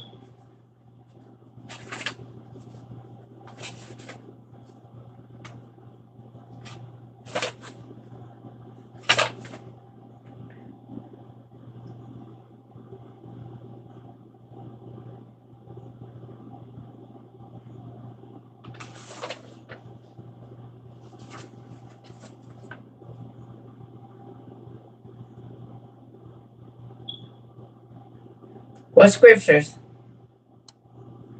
Og of Bashan. Tell me the scripture though. What's the scripture?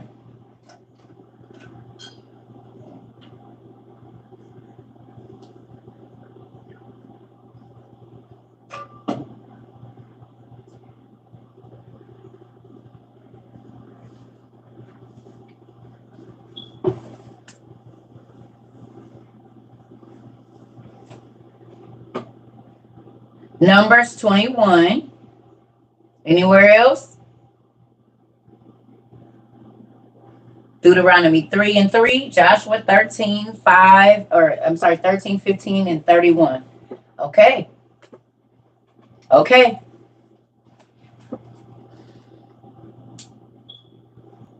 Okay, so I'm going to just read some out of this book real quick, if I can find it, and then we'll get back to this, because I want to show y'all something, how this is why you have to have more than one book to study.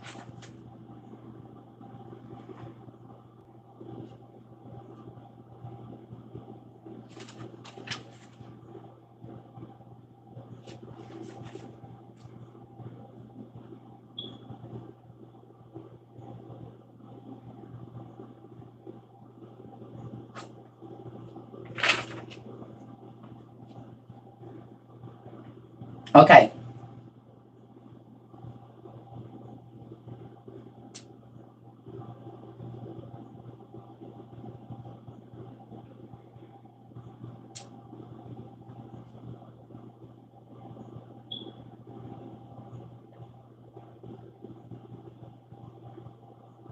I'm gonna just read this little I'm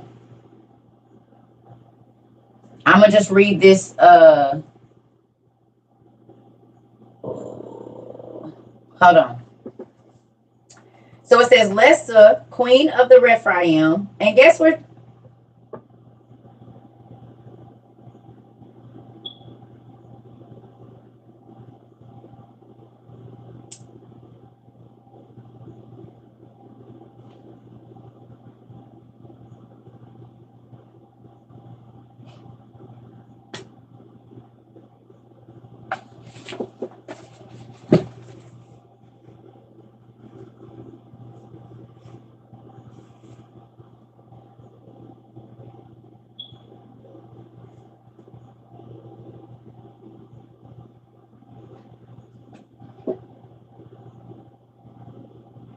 I had already wrote down 1 Kings 18.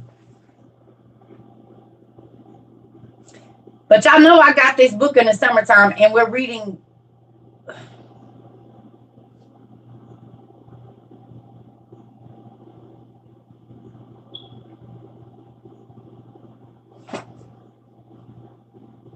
Y'all getting it? This is the lost book of the giants. All of the prophets of Baal are in this book. We reading 1 Kings 18. Oh, MG. Okay, well, let's read this. I'm going to read this all real quick, then we're going to go back to it. This is good. Okay. So Lesta, queen of the Rephaim, and I were bred from the spoils of Rephaim, procreation harvest, born of worship to Baal of the moon, born in the temple and reared in the high places. Like the temples that's on top of mountains that we still can't figure out how they built them.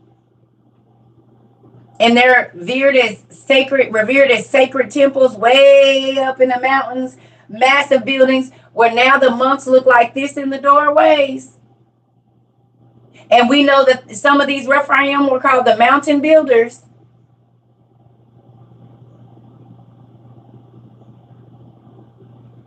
But they were also the prophets of Baal. That's all this book is talking about, is the war with Nimrod, who at that time was fighting on God's side. He was an ally to the Israelites at that time, because God called him a mighty hunter. And this whole book is about Og, who's mentioned first. Is y'all get Baal of the moon? Exactly. You mean Balenciaga? Let's read it real quick. It says, I trained in both the priesthood of Baal. Did you hear that? I'm going to read it again. I trained in both the priesthood of Baal and with the chaser and driver war arts. Lesta became a sorceress before Baal of the moon. So Lesta is Ashtaroth or Asherah.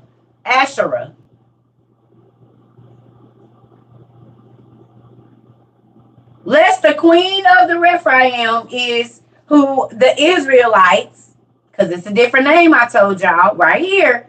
The prophetess of, so the witches. It was the magicians, the warlocks, and the witches. Because remember, it said they made their little selves women their priestess.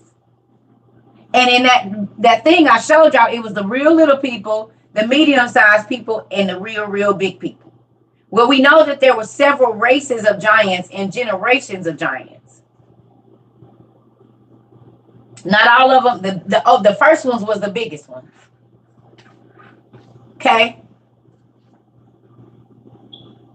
Right? So listen. It says, Lesta became a sorceress before Baal of the moon and a transcriber of words. That's a form of divination. Others born in the temple and trained in high places at the time were Sihon, Ag, my brother, Ohiah, Hahiah, Mayway, and Meyer. Now we know these names from the book of the giants and the Dead Sea Scrolls, because their daddy's name is Baraquiel. Remember? Ohiah and Mahiah and Mayway. Two of these is twin giants and the other one is their brother.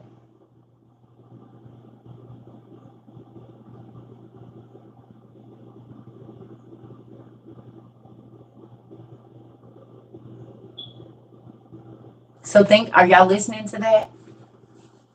Is y'all getting that?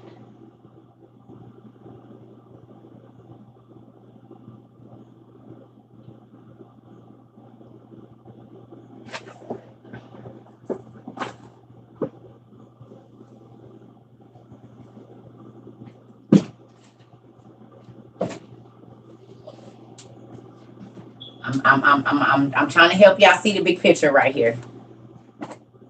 This is the book of the giants. Dead Sea Scrolls. This is the book of the giants. Right? The book of the giants. Y'all okay, now let me show y'all this name so y'all can see that I'm not crazy. This is the book of Og. The last book, the Rephaim. They're mentioned in the Bible. We know that. They have 6 fingers and 6 toes, a lot of them. The sons of Rapha. Right? That's why we want to talk to Jimmy J6. Okay. Now look at this name. Ohio or Oya, however you say these names. Mayway. They have them a little bit different in each, but it's the same. Okay.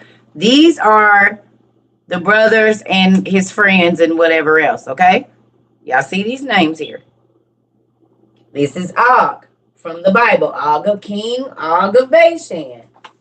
Yeah, I was thinking about that. I thought about Ohio. Right. Well, I told y'all these names come from somewhere, but we're going to go there on another day.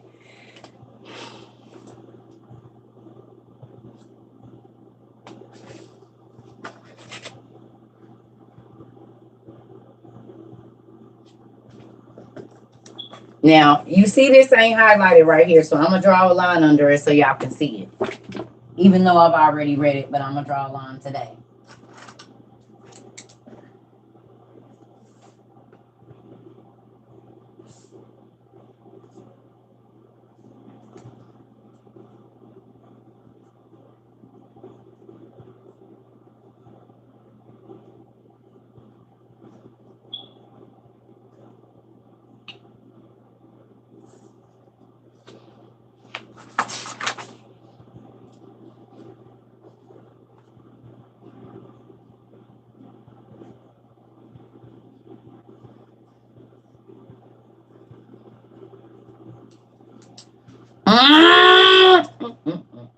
So y'all see this color pen? This teal one. I just drew these lines with this now. I'm about to show you something. See that? The giants, right? There goes the son of the angel Baraquiel. What's his name? Mayway, the Titan. See it? The giants begin to have troubled dreams, right? Mayway, the Titan, son of the angel Baraquiel, right there. Okay? There goes his name. And then we're going to look right here. See it? Baraquiel was getting ready to go talk to the monsters, but there go Mayway again. There go Ohio. You see it? Baraquiel, the angel, Mayway, and Ohio right there. Okay? Y'all see it? And I told y'all this name is in the beginning of the Bible. I told y'all right here. I said God took that EL off of their name, but this is that dude from the Bible. And I told y'all it was monsters.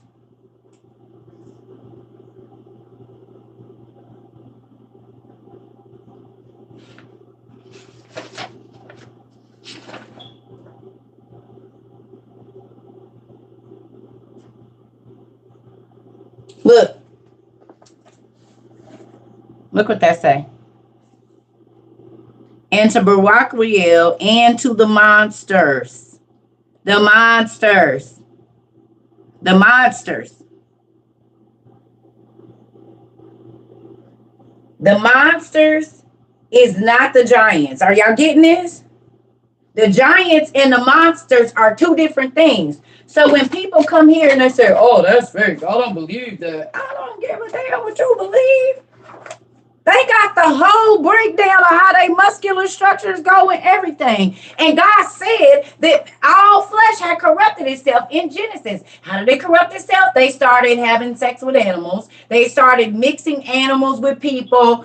The angels went into the lizards and made dinosaurs, giant lizards. Because at first it was just regular lizards. At first, it was just regular people. At first, it was just regular everything for 7 generations. And then in the days of Jared, right there in your Genesis 6, in Enoch 6, in Jasher, it tells you that the sons of God, the children of heaven, came down, saw the women, said our booty is fat, made giant people as to why we have giantism right now, Cyrenomylia right now. Elephantism and elephantiasis, excuse me, and all of the other genetic disorders, Seckle syndrome, Bird syndrome, all of that. That's why we have it.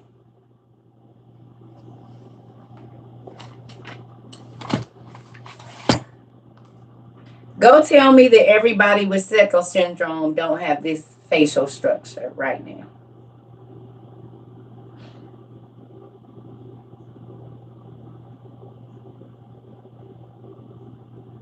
This is where you get Seckle syndrome from.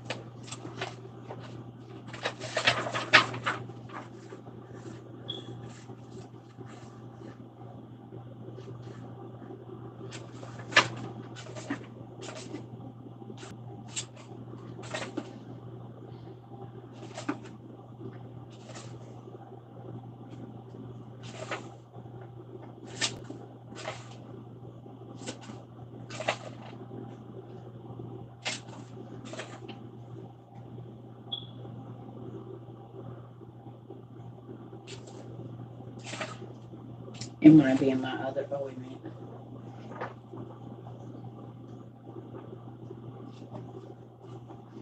I think it's in my other book.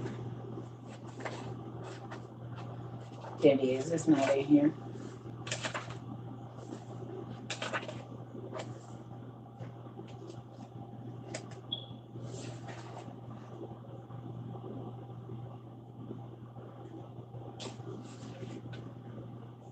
Mmm. Mmm. Screenshot this.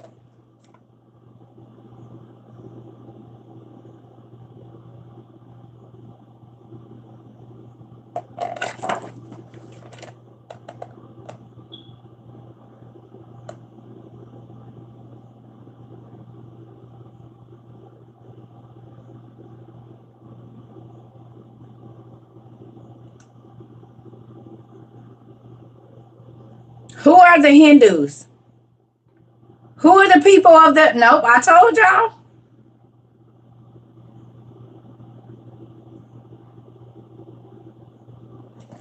I told y'all. Confucianism, Mohammedanism, Buddhism, Hinduism, Mohammedanism, Confucianism, and Hebrew Christian. This all the same stuff.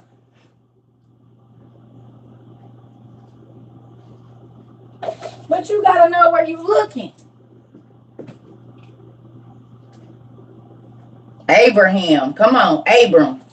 It says spiritual knowledge is at the top, sense and control, austerity, study the Veda, acceptance of a spiritual master, attachment, pride, false prestige, ignorance, greed, lust, anger, and envy. Oh, my Lord. Y'all, that's everything from our list this morning.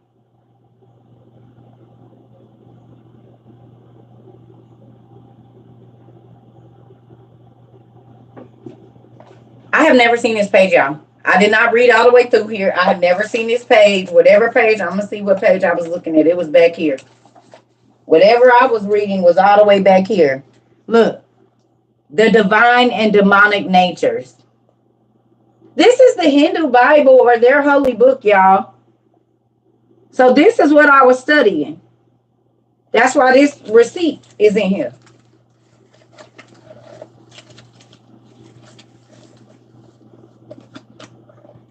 But look at that. And who are these two people?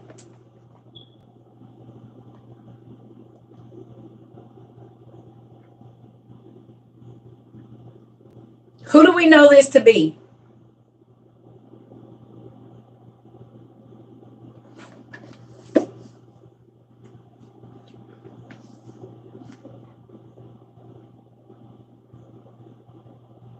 Abraham and Sarah. Abraham and Keturah, or either Abraham and Sarah, depending on. They are the starters of that people. That's why over in India they have the Gagar and Saraswati River. Hagar and Sarah. Oh yes.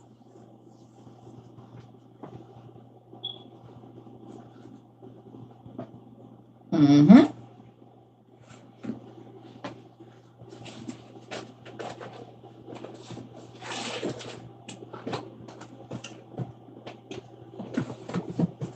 Come on, do what you're supposed to.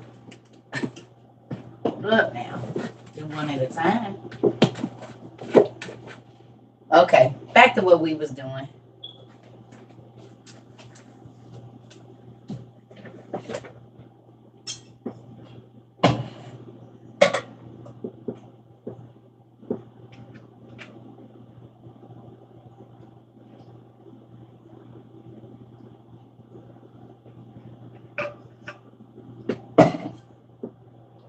Okay, let's keep going.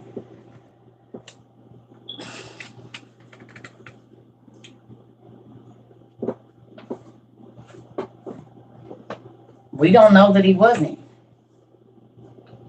He had superpowers, didn't he? I keep telling y'all the race of Israelites came out, they were the least of the clans. Y'all be missing that. We know that the Amorites and the Canaanites was giants, a lot of them. That's where the giants came out of. And God told Israel, I made you.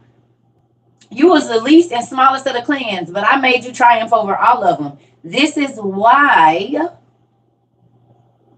all of the giant communities was always going against Israel. I told y'all.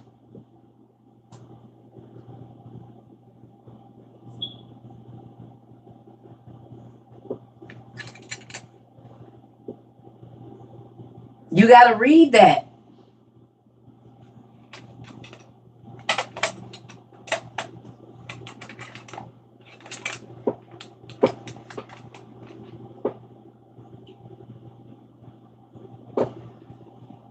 Okay. Anyway, so how long will you keep jumping from one side to the other? Okay. Are you listening? So Ahab called all the Israelites and those prophets to Mount Carmel. So the prophet was able to come and tell the king what to do.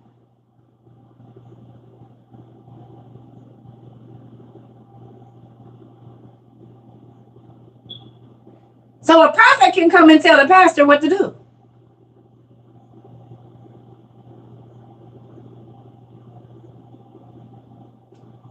Wasn't God always sending a prophet to a king? And the king tell everybody what to do, right?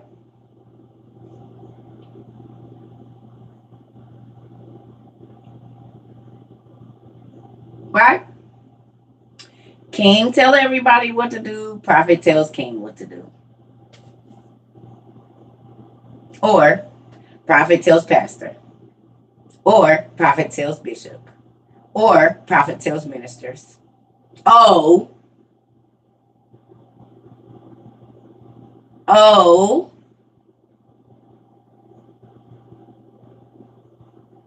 Oh.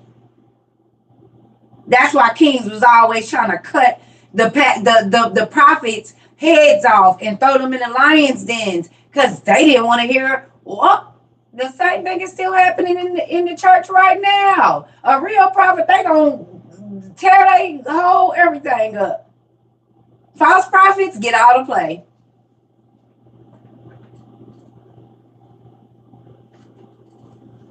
Crazy, right?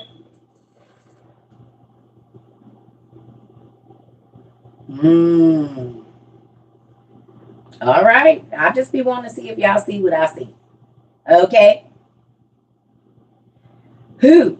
So Ahab called the Israelites and those prophets to Mount Carmel. Elijah came to all the people and said, you must decide what you're going to do. How long will you keep jumping from one side to the other? If the Lord is the true God, follow him. But if Baal is the true God, then follow him.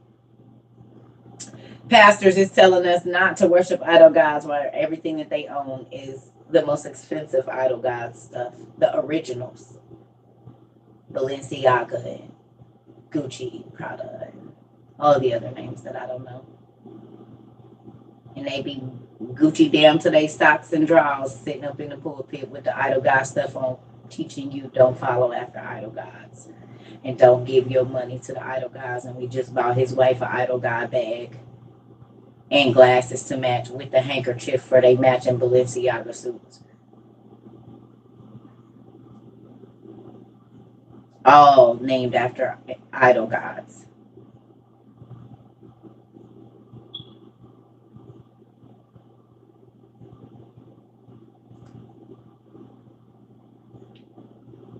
The devil wears Prada. Exactly.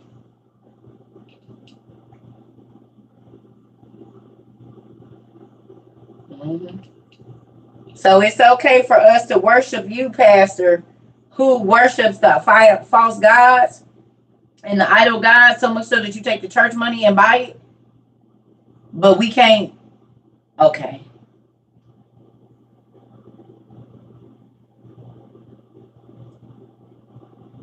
Mm. Got it.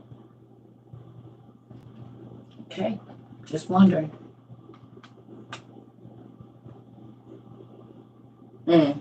Okay. I was just saying. Okay. So it's 850 prophets and prophetess, or I'm sorry, blah, blah, blah, blah, blah. It's 850 prophets, basically. Okay. Some of Baal and some of the old girl. Right? Excuse me, I said that wrong. Not prophetess, but I'm sure there were some witches there. Okay. The people said nothing. So Elijah said, I am the only prophet of the Lord here, but there are 450 prophets of Baal. So bring us 2 bulls. Let the prophets of Baal have 1 bull. Let them kill it and cut it into pieces. And then put the meat on the wood.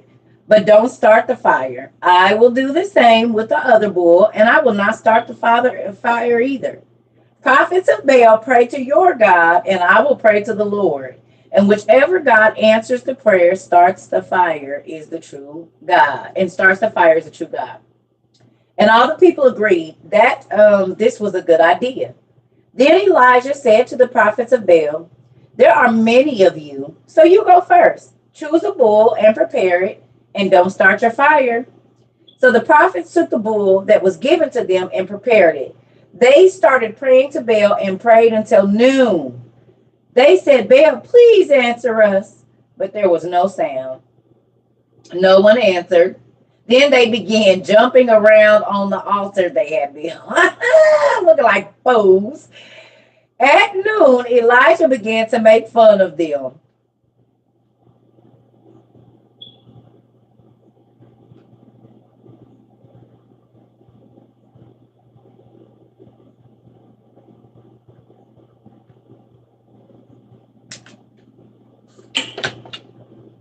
Did y'all see that? You caught that, nephew? You caught that? And so when people tell me I'm rude and I do what I do, you evidently have not studied the prophets, sir. They was forever rude and making fun of folks that thought they had it and didn't. Whenever you get done, it's right here in the Bible.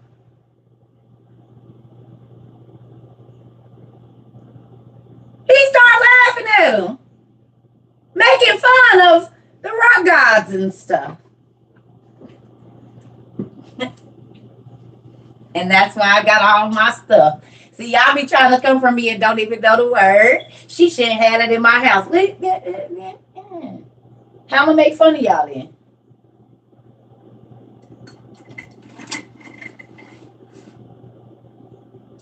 Gotta be there.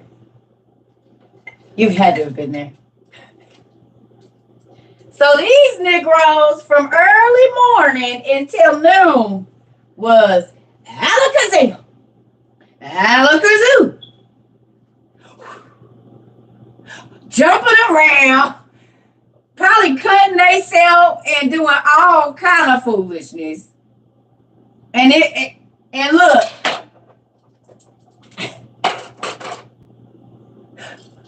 Ah.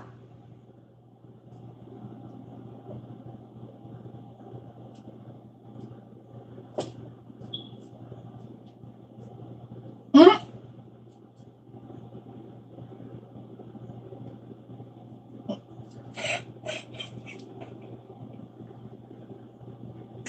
Perfect timing.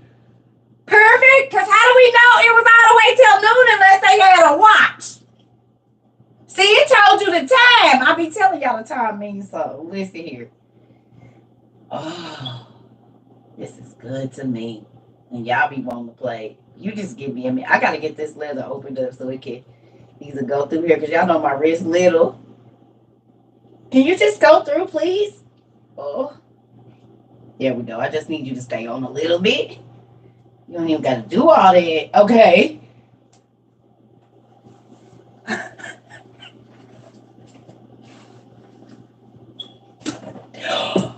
Oh, don't break nothing.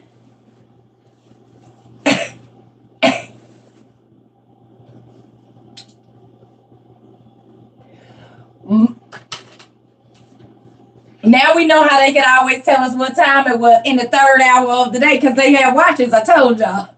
So Elijah's sitting there like them. Because, mind you, this is sundown. So this is how they know what time it is. It's a sundown. Get that. It's a sundown. It's got the degrees and everything on it. Elijah's standing there like that, y'all.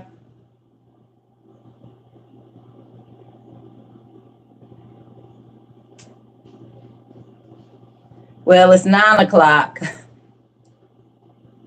Yep. Yeah, it's 10. These Negroes been jumping around for 11.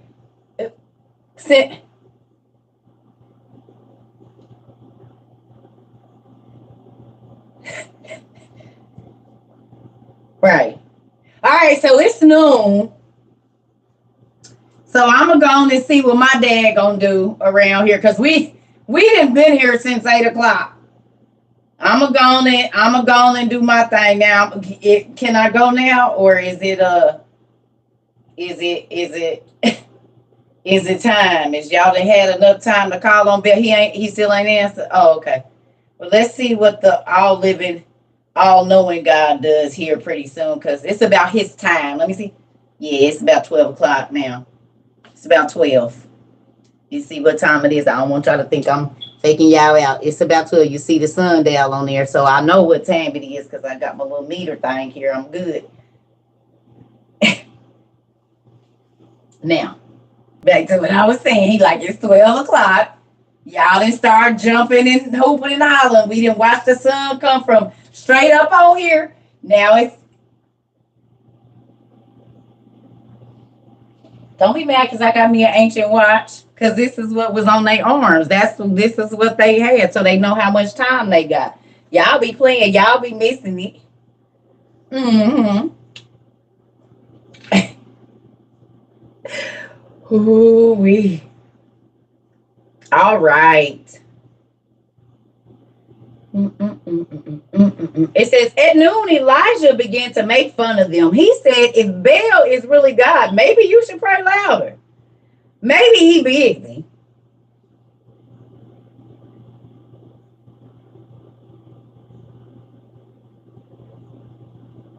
I told y'all God and his prophets be petty. He said, man, he's still busy. Call him on the other line. Because y'all been hollering for him for a minute. This why you got to read the Bible in the, listen. Ooh, Lord have mercy. He said maybe he is thinking about something. Or maybe he stepped out for a moment. Baal this thing said maybe he sleep. Look.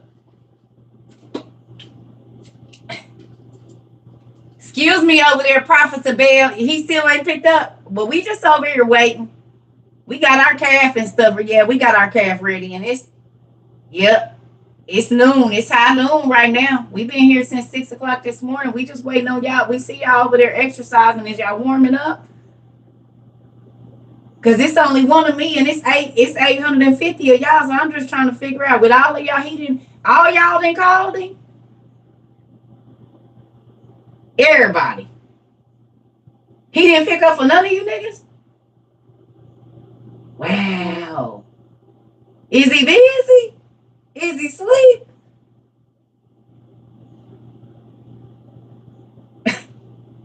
All of y'all, all 450? Uh-huh. Okay. I was, uh-huh. Okay. So he stepped out for a minute. He might be asleep. Well, maybe y'all should pray a little bit louder. Y'all gonna try that? Y'all already did cut yourselves, so the prophets prayed louder and they cut themselves with swords and spears. Oh, so y'all did that already, and they cut themselves until they were bleeding all over the place. You didn't cut yourself. Well, wait a minute. Thank you. Huh? He said like, wait a minute. So y'all niggas is bleeding all over the place. Got blood everywhere. Y'all done jumped up and down and did calisthenics. And then you been calling on him for since 6 o'clock. What all do you need to do? Y'all just getting warmed up. It take y'all guys a little bit to wake up. Oh, okay. Well, I'm gonna let you do what you do because I think I'm ready now. Okay. All right. I was just kind of check on y'all camp. I can see y'all stuff is up. I didn't know what y'all was doing over there. There go that funny stuff right there. There go that funny stuff right there. Y'all seen it. Here we go.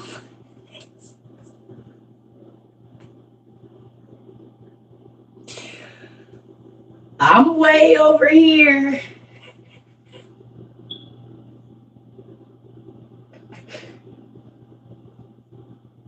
So who up there?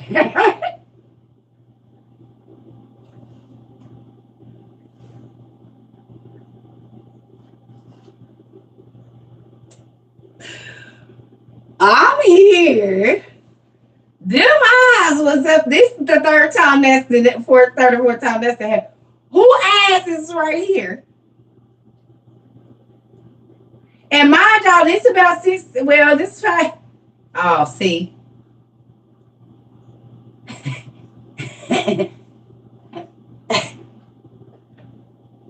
Hopefully that's a ministering angel. Because that's as tall as my arm reach with the phone. If y'all didn't get that. I got this phone is however many. It's at the. I'm way down. Maybe I'm tripping. It's facial recognition, it says. So I'm going to sit down right here. I'm going to come over here and sit by y'all. Mm-hmm.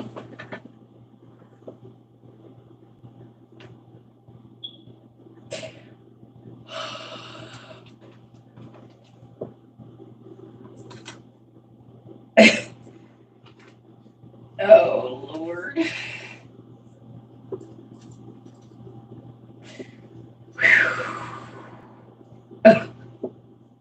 Yeah, now I know I'm protected. And sometimes they just be letting me know they in this, and I just be moving on. Okay. Yeah, he do that to let me know he be here, but goodness gracious, do you gotta show the people? Because it's scary sometimes. Anyway. All right, so he started laughing at him. It says they cut themselves and were bleeding all over. The afternoon passed. So it's 5 o'clock now. Y'all done had from 8 o'clock in the morning, 6 o'clock in the morning to 5 o'clock, and we still waiting on Bell to show up. Y'all bleeding everywhere. We hungry. We tired. And y'all bull still is sitting over there spalling.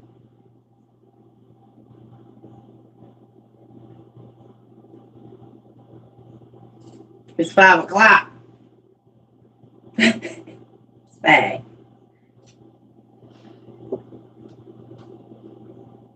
All right. Ooh, man. It says the afternoon passed, but the fire still had not started. The prophets were out of control and continued to act this way until the time came for the evening sacrifice. But nothing happened. There was no answer from Baal. There was no sound. There was no one listening.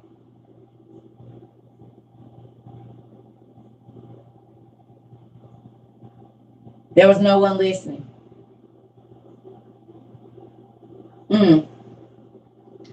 Then Elijah said to the people, to all the people, come here. Now come here. So they gathered around Elijah. The Lord's altar had been torn down, so Elijah repaired it.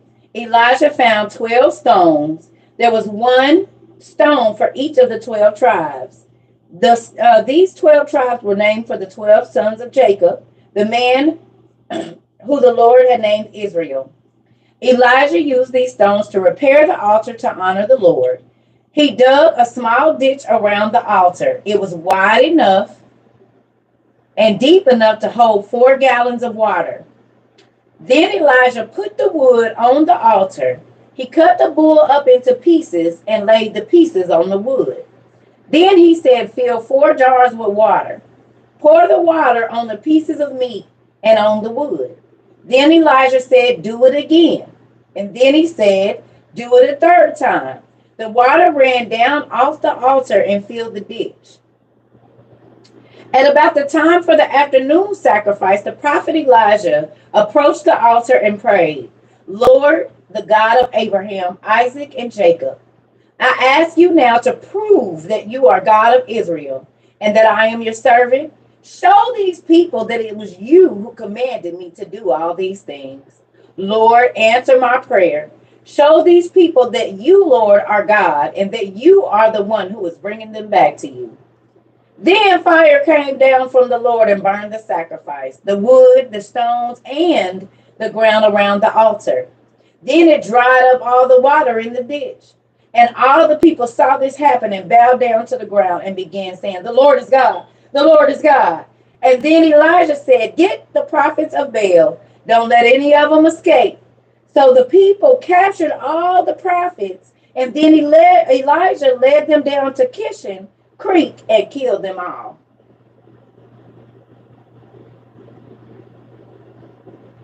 Elijah.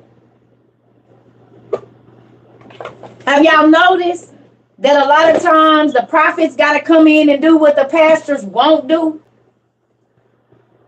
The prophets got to be ready to bust heads and chop folks' heads off and get rid of the mess that is getting into God's house because the pastors won't do it.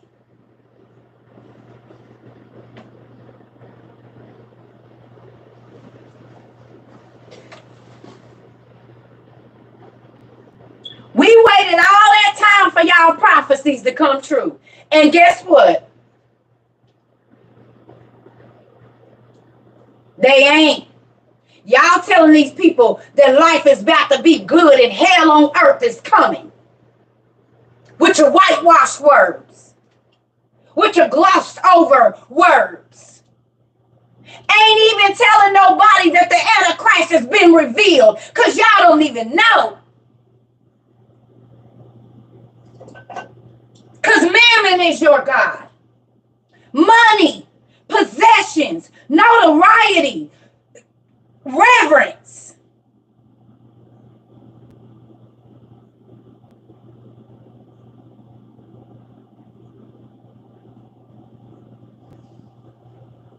I have talked to so many Christians, some of them I love and they're my family members.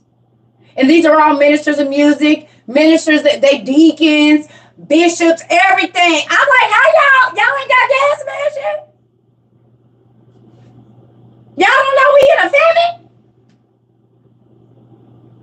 Y'all don't got no potassium iodide. Y'all don't got no dry vegetables, canned meat. Y'all don't got no water filtration.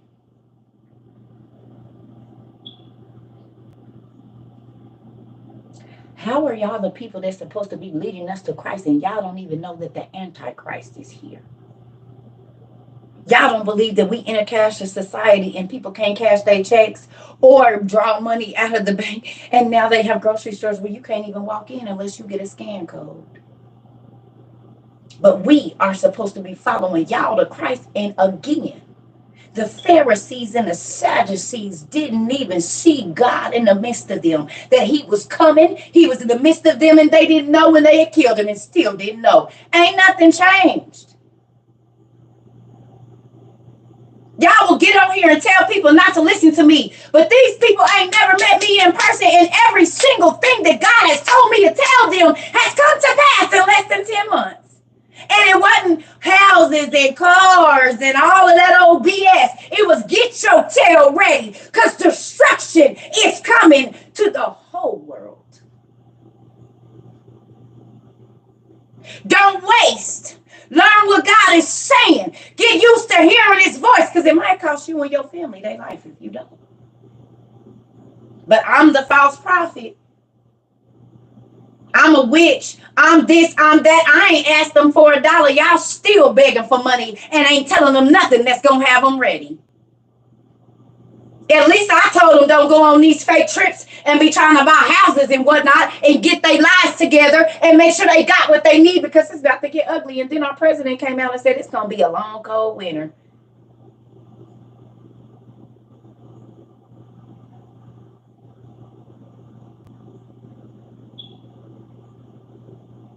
Ain't going to be no milk. Ain't going to be no vegetables. Ain't gonna be no clean water. Ain't gonna be no electricity. Ain't gonna be no heat. A whole bunch of people about to die. They're gonna freeze to death. Blah blah blah blah blah blah blah blah blah blah blah blah blah blah blah blah blah blah blah. Baby, all of it came true. So, and y'all still talking about finances and this and that and all of that. We know what y'all about. But these people can go back and see videos from just 10 months. As soon as we talk about it, it's news. As soon as we talk about it, it's news. As soon as we talk about it, it's news, because I ain't up here for me. I ain't up here for clout. I ain't up here to try to say how much I know. No, my goal is really to snatch as many souls from the devil as I can, and he used me as bait. That's why I get to do some of the stuff that I want to do, because y'all don't know how to be bait. Before y'all can even get the fish in y'all nets, y'all telling them how they can't be a fish and how they can't. I ain't doing none of that. Hey, come over here. Go get these books. You ain't even got to read them with me. Read them on your own.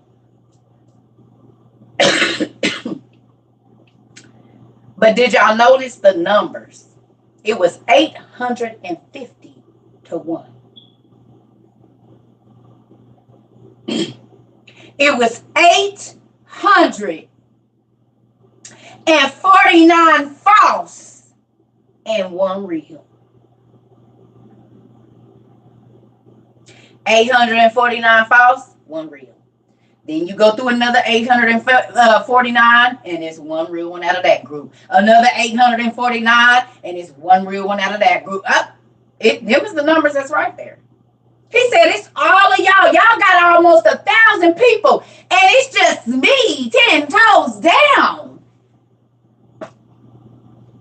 And I'm about to bust your head. Watch this. Because the fake gods that y'all worship, they not listening. They can't even move themselves. They don't work unless you use gods and sounds and ohs and eems and ahs and vibration that my God made to enchant something that he made to disobey his will. Are you serious? Really? Well, y'all better go back and see what y'all forefathers did. Nothing. Because every time it was time for them to show up in God's place, he shut them down. So I'll go with the original. Y'all can keep the knockoffs. You got to jump. You got to mutilate yourself. You got to mutilate other things. You got to do all of these things. God did away with that. The rites and rituals. He did away with it. So if you got to kill something to get what you're...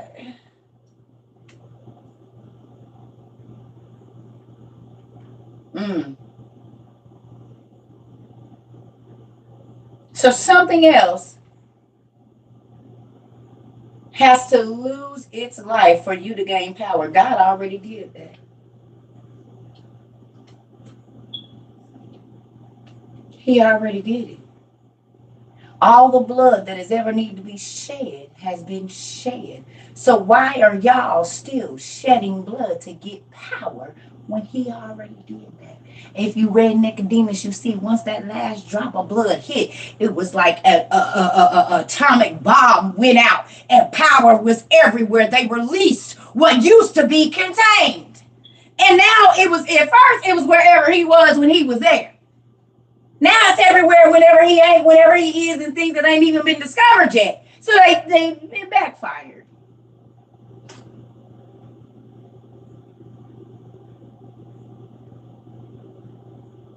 It's normally what happens when you go against the creator of everything. It backfires.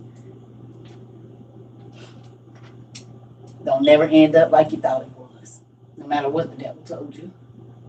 No matter how much fake power he gave you, because he got to go to God and ask if he can even get the demons have to go to God and ask if they can even give you the fake power you think you got. Like, what? Get you a living God enough to knock off ones. Stop going to DH Gate. Get the real stuff. Y'all got y'all DH Gate God. I know. Look like the real thing. But it ain't.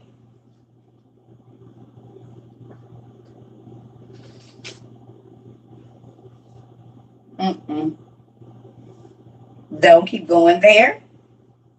Get you a real God. Go to the authentic. Get you a real one.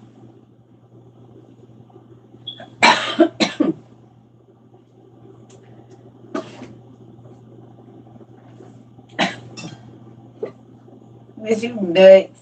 You know, that's crazy. It's absolutely insane.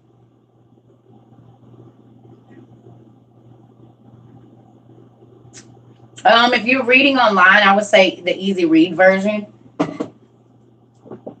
That's Happy Sunday. The easy read version, the ERV. All right, so let's look at this.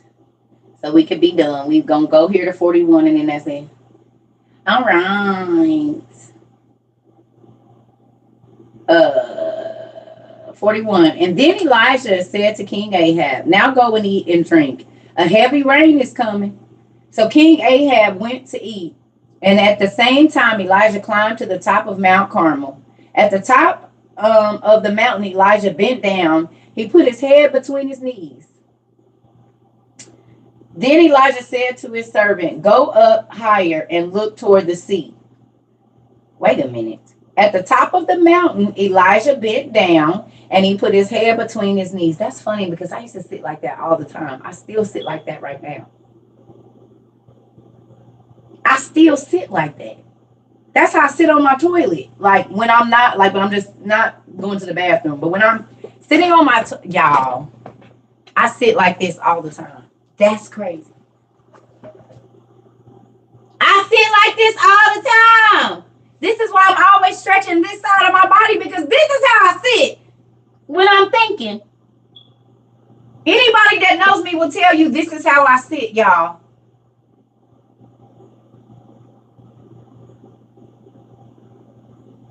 You sitting like that now? Ain't that crazy? Think about this, y'all. How do they find a lot of the mummies?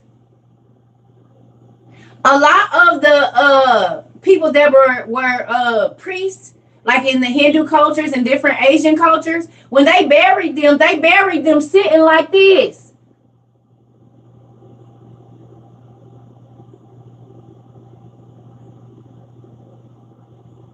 In them jars.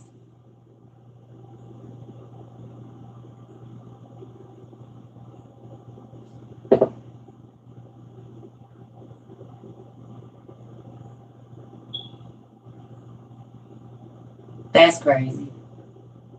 Which is our modern day pods that they growing people in the trees. You know what I mean? It's a modern day pod system. That's crazy. I don't know, Taji.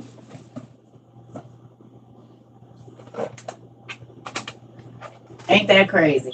So, that's crazy.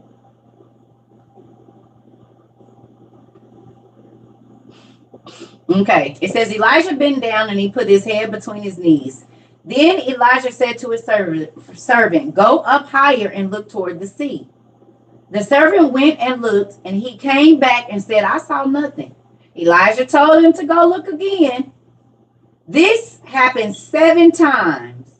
The 7th time, the servant came back and said, I saw a small cloud the size of a man's fist that was coming in from the sea. Elijah told the servant, go tell King Ahab to get his chariot ready and go home now. If he does not leave now, the rain will stop him.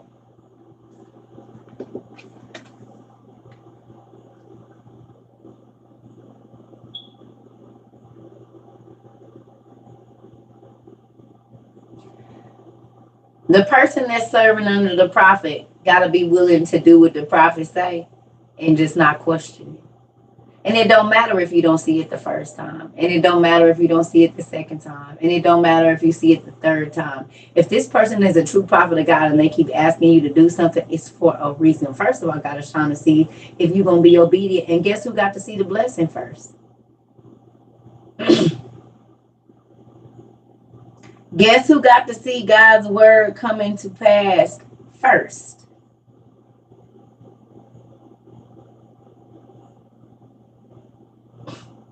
Do y'all see? The messenger, the servant. Remember, the prophet is here with his hands between his legs. So the servant got to see the miracle happen first because they was obedient. The prophet was busy making a miracle happen, but it's always going to be a witness. If you read the people that was really God's prophets, it didn't matter how weird, and I ain't talking about weird like no weird nasty stuff. Go borrow all the bowls from everybody and just put them in your. Just go borrow all the bowls. Go give away $5. If you got $2, can y'all send this person $2 for me, please? A complete stranger you don't even know might be your last $2, but can you send it over here for me, please? And y'all started to see the miracle show up. And they probably ain't stopped showing up since. Because a miracle don't always have to be money. It could be favor. It could be whatever. But you had to be obedient.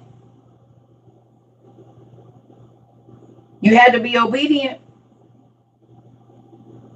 And step out on faith and say, I don't know this lady, but I'm going to do it. I'm going to see. Oh. Well, let me know if I ain't supposed to be cussing. You don't work at a church, do you?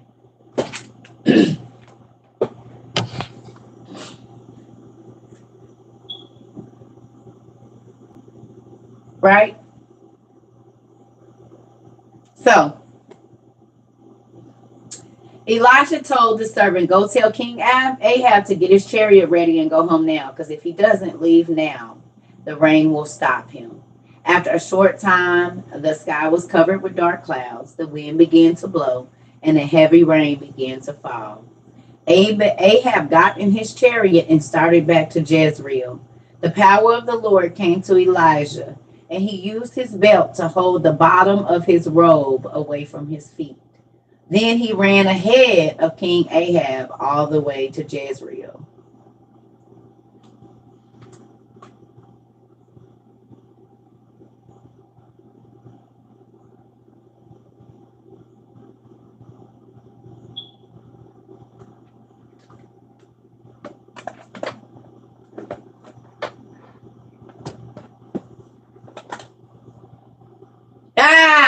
Noni, honey. The king had chariots. The king is always going to have the fastest horses in the kingdom. There you go, Quita. There you go. Or was he just a giant? Because he's from the house of Israel, ain't he? Because how are you outrunning horses? The king's horse. See, that's what I'm talking about right there. See? You see how that go? So who the heck was up there? How he took his belt and wrapped up his pants and was running and got to the city faster than the king who he told to leave before the rain even started.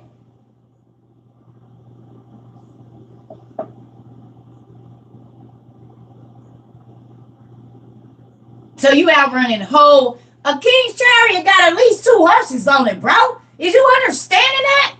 The king got the best dang horses.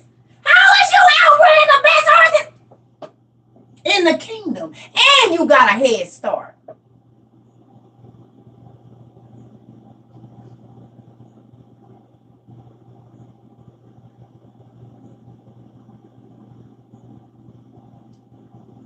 Now we know.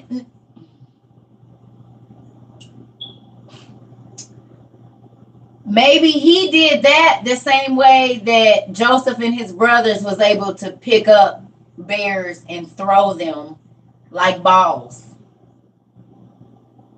And lions. They played with full-size lions like they was a cat. Oh, did you bite me, Scruffy? That's a whole full-grown 2,000-pound lion that you just holding like, oh, hey, Muffin. What? Yeah. Down here, it sounds like to us. Could you see him? Like, look at him. He's snapping at me. Oh, look at. Go get your mouse. Go get your mouse. We was the mice.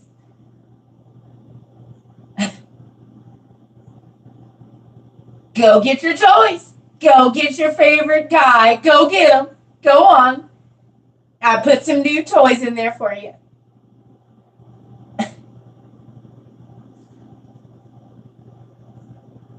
Now we know why we was always getting fed to the lions and stuff, and the lions den. We was the entertainment.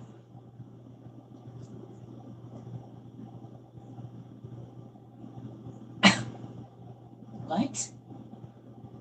How the hell do you outrun the fastest horses in the kingdom? Tell him to get a head start. Don't forget that he was all the way at the top of the mountain.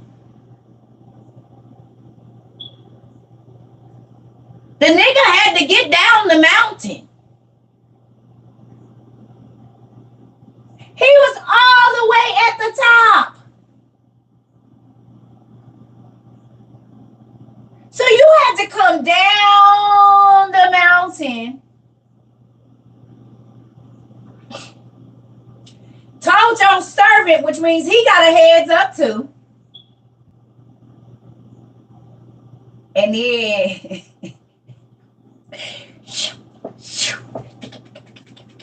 unless he has some magic shoes.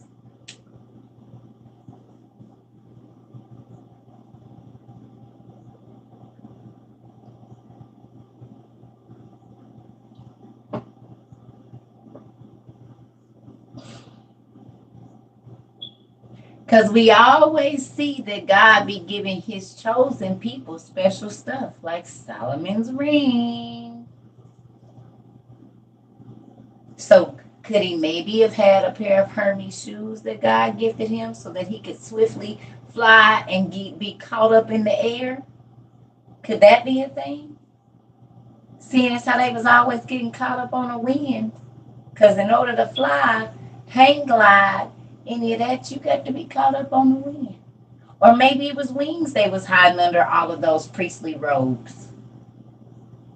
Because it don't always tell us the bloodlines that they come from. It do, but we don't know who their mamas is. I'm just saying. Or no. Yeah.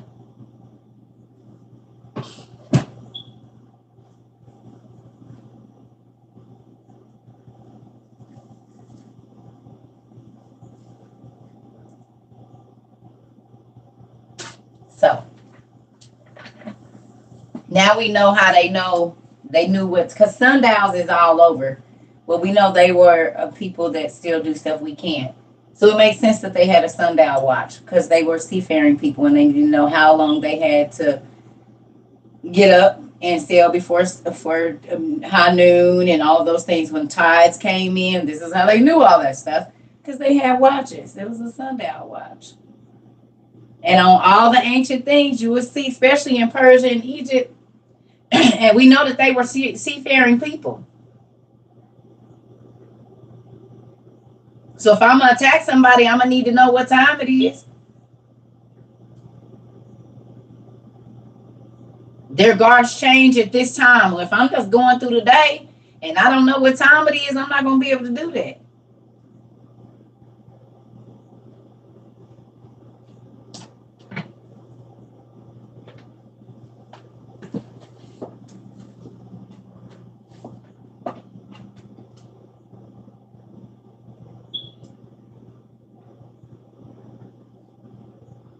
So we've been on here almost 3 hours. I'm about to go. But I hope y'all this just made you like toes wiggle and stuff. This is why I say read the Bible in a version you can understand. Thank you, because that's mind blowing. That you gave them a head start and you outran the fastest horses in the king's horses. That's mind blowing. Not only that, you speak in whole cloud. He doing what they doing down there with the harp and whatnot. He was calling the weather, even though they didn't see it. He was creating the weather that wasn't there. God told him, I'm going to send the rain, but he had to do the work to get the miracle. How on foot? Right, Toya? Right. Now you see why I read, because I be like, wait a minute. So now I got to go look up who was his parents to see if they was giants. Did they come out of the giant line? I be looking at all of that. I need to know. You hear me? Because we'll just read that and think, oh, okay. But when you start to really sit back, wait a minute. First of all, this nigga done called fire down from heaven. And he already knew that God was going to burn up the ground around it, but so that they didn't know, they knew that God, he said, not only is he going to burn up the meat, he's going to burn it. Yeah, I might want to move back. It's about to get real hot. Now, that's a fire. I can see Elijah being petty. Yeah, Dad. It's burning. It smells good, too. Yeah, theirs is still raw. Yep, and they didn't cut. I mean, the only blood that's on the ground is that. Yeah, it's theirs. You gonna send some fire over there? No, it smells good. You smell it? Yeah, we can see you smell it. I didn't. Yeah, you told me you was gonna burn up the ground. That's why I had them dig that trench right there and put them 4 gallons of water in it. But you told me what to do. You sure did your thing, Dad. Look at they over there trying to mend their little wounds now. Bell never showed up. He never answered either. What about Asherah? She didn't answer. Well, how many times y'all call them? They still sleep. Y'all want some of this? Before we take y'all down? Y'all hungry? Yeah, because y'all already know what's coming after this. We're going to feed you before we take you on down to the river. Yeah, it's, how many? It's 8:50.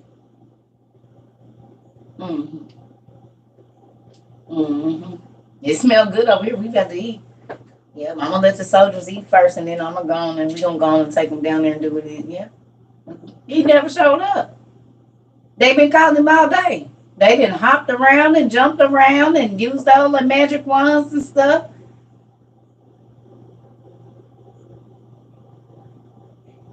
They was yelling at the top of their lungs for that in there. It's the evening. We started this before the sun came. Yeah, about 6 o'clock in the morning. He still ain't showing. That meat's still all there raw.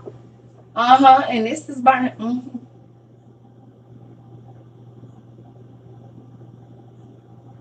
Okay. All right. Well, thank you for showing up again. On to the next thing. All right. Thanks, Dad. Okay, bye.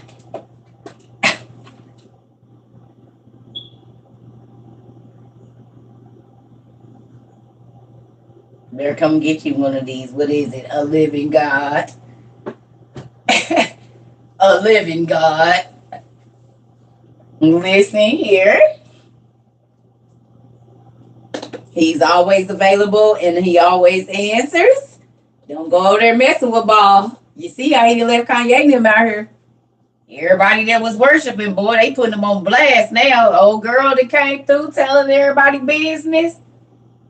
Yeah, they better watch. See, that's why they be trying to silence her too. Old Jaguar girl, I don't even know who she is for real, but I've been watching. They trying to get rid of her too. See, it be the ones that be in the cut. I be seeing her. She ain't worried about. She wear what she want to wear. Got her natural hair. I'm gonna go anyway. So I'm gonna just say what I want to say. You know what I'm saying? I feel all of that. Every bit of it. I'm gonna look how I'm gonna look, and I'm gonna say what I'm gonna say, and well, just it is what it is.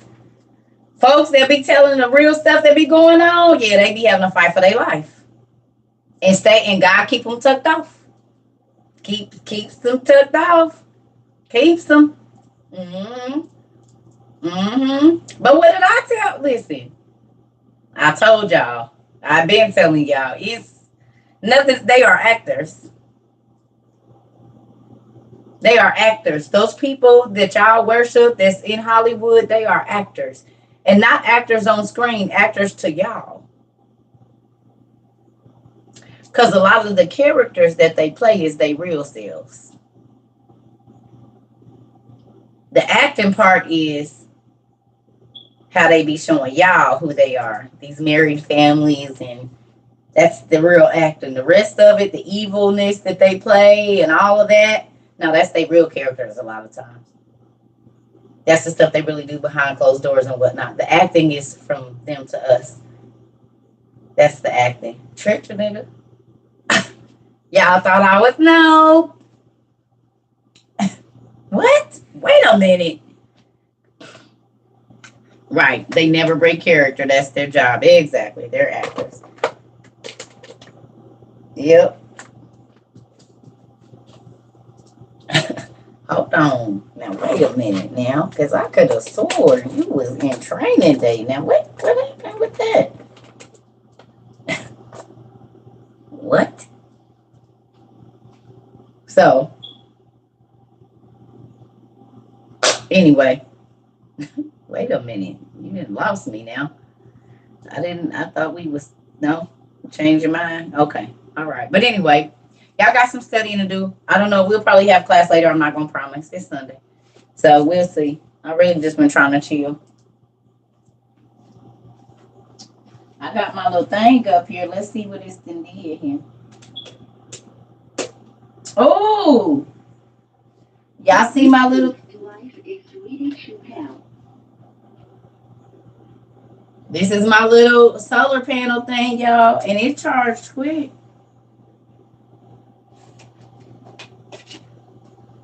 Got my flashlight on there. Let's see if we can get this radio to work. I ain't never tried to use it. Power off. Power on. The Bluetooth device is ready to pair.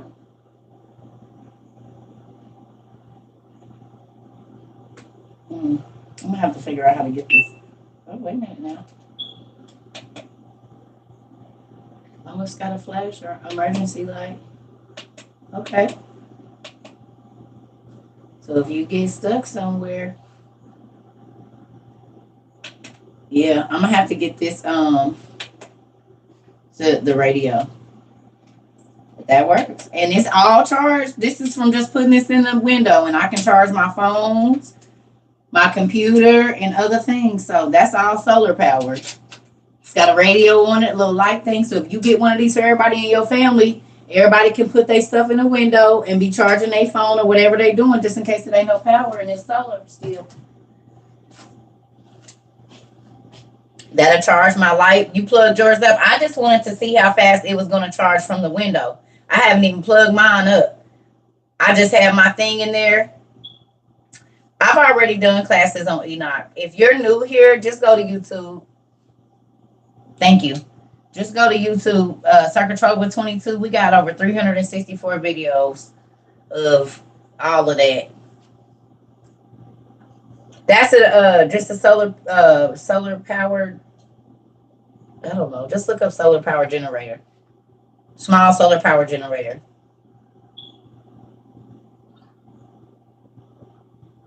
You good. Amazon. Y'all, I got 2 videos on YouTube.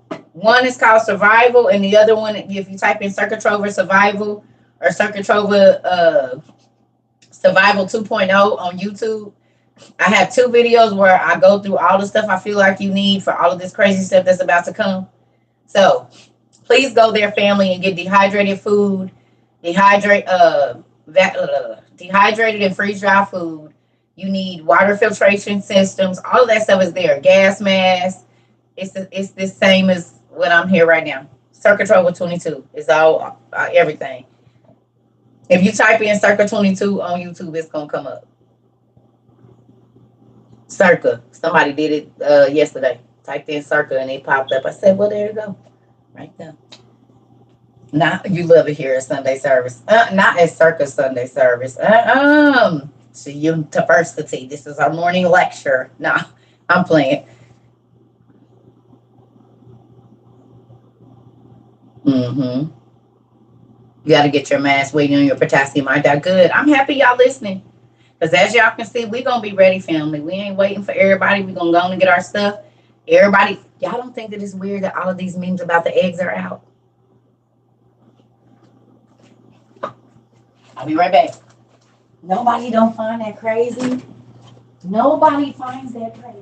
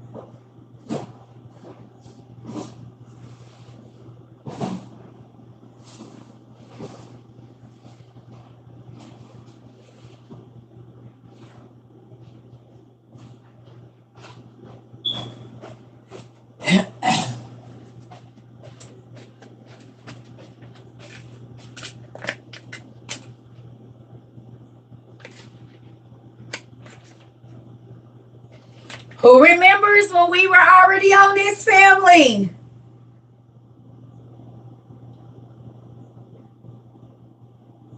We got our powdered eggs because we knew it wasn't about to be none, didn't we? We got our powdered milk. We got our vegetables. We got our canned bread. We got our stuff. It might not be packed to the stack to the ceiling, but we knew the egg shortage and the price raised. We knew it. So we was already ready just in case. Well, we family.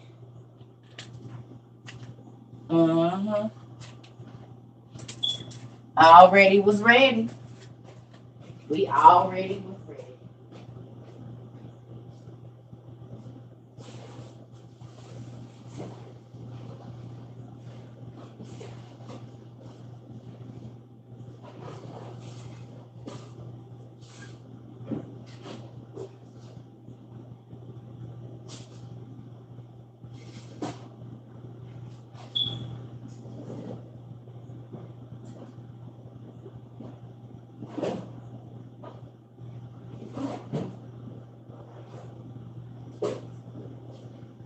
Y'all know I'm not about to pull out all this stuff, but I just want to show some of our newbies what we've been on already.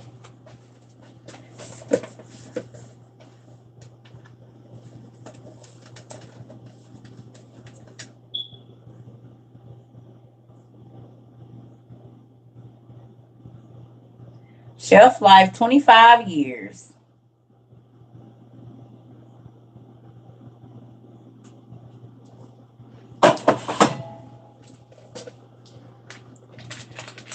Powdered honey, because it ain't going to be no sugar. Shelf life up to 30 years.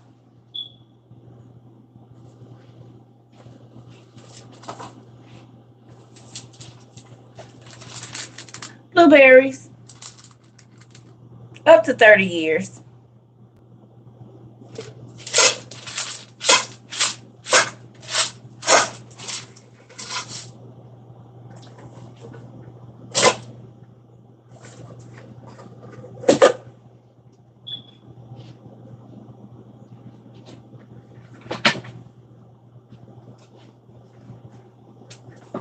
Yep. So, no. You need to go ahead and spend your money on things that are going to be valuable in the next year and a half.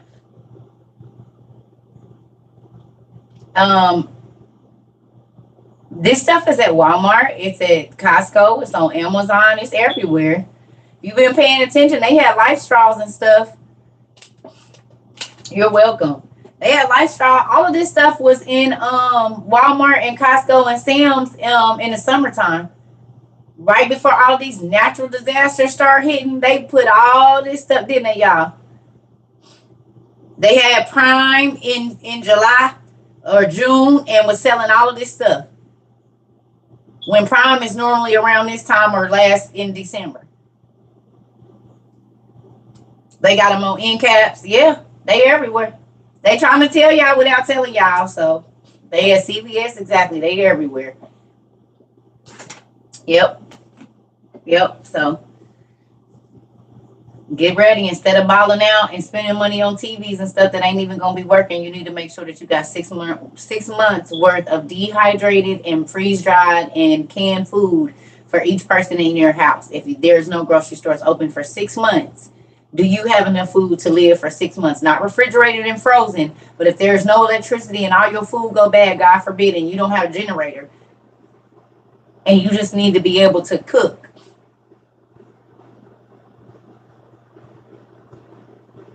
Yeah. Amazon is out of water filtration straws. Are you serious?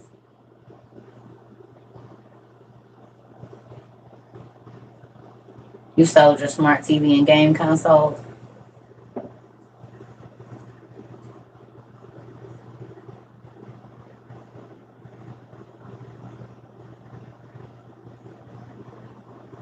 What one specific kind?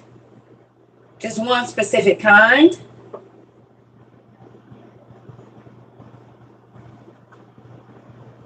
Another drama and some more gel pens. Come on, God know what he's doing. Wow. The news advised bug out bags and prepare for levee breaches.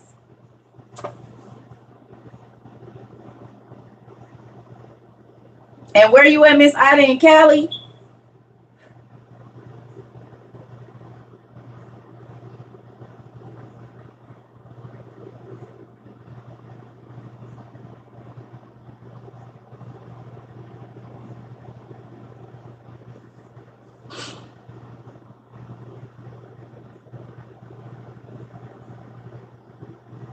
Oh, camping supply stores. Okay.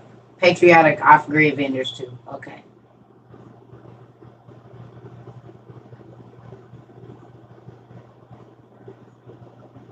Wow.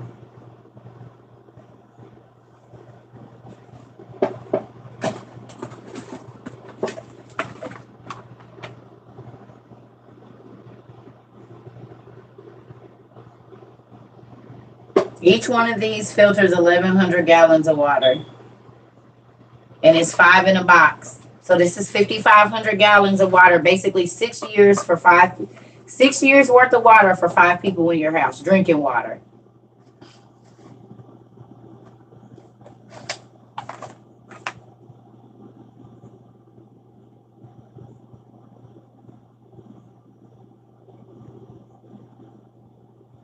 FEMA has a commercial saying prepare. I seen it last night. And are you a Christian? Mr. and Mrs. Smiles, are you a Christian?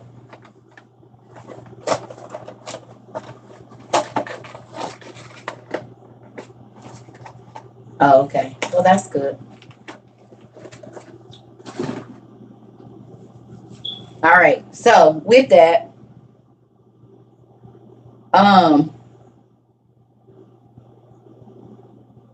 we got 15-minute time zones trialed in Oxford. Wait a minute, hold on. What?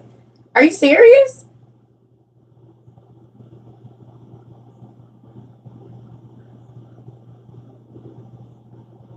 We got 15-minute zones being trialed in Oxfordshire in the UK. Not allowed to travel more than 15 minutes from your home without paying a fee. Are you serious?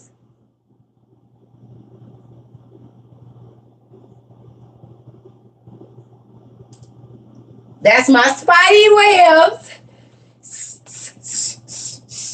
I told y'all we not about to be at a lead. Thank you. Got your coloring books? Got your stuff? They in the UK. Thank you so much. Matter of fact, I don't even know if I can screenshot that. Let me see if I can screenshot that. Yep, Google it. Trust me, it's going down. Wow. And they in the UK. Yeah, I need to script. Told y'all. Thank you. Y'all believe me now. That's why I've been getting my stuff together. This is why I told y'all we're not going to be able to go outside. So have your stuff. You can't travel 15 minutes without having to pay.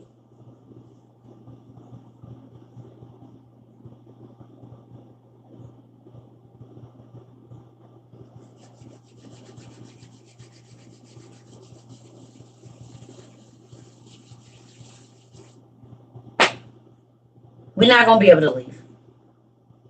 Zone areas for FEMA. Yep. I already told y'all they was putting us in zones. I told y'all. Listen. Don't even want to let nobody vote on it. Also, they not even letting y'all vote. They're just making a decision. Well, yeah, because the one world leader is about to be put in the... Yeah. Yep. Ain't that crazy? So who's happy we got our stuff ahead of time, or at least started working on it? Because now the world is about to be rushing out to get their stuff. But we already been working on our stuff for at least almost a year.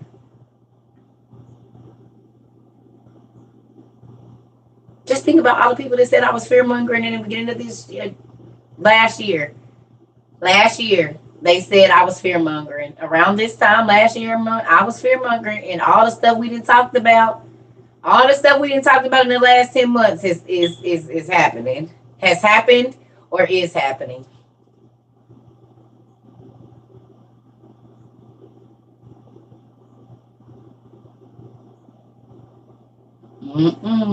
Well, I hope y'all getting ready. I'm about to go eat. I love y'all.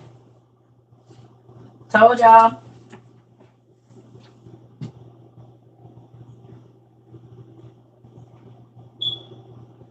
Thank you. I tried to tell y'all it was coming fast. Just think to the people that didn't listen, I was like, she's crazy. Or just think about, listen, when I tell y'all I've been talking to the Christians, I've been talking to the church people, and they don't even know that the Antichrist is being revealed. They don't even know that we in a cashless society. They don't even know that you got to scan to go in certain grocery stores. Honey, they do not know. That's scary. You're welcome. That's scary. That's scary.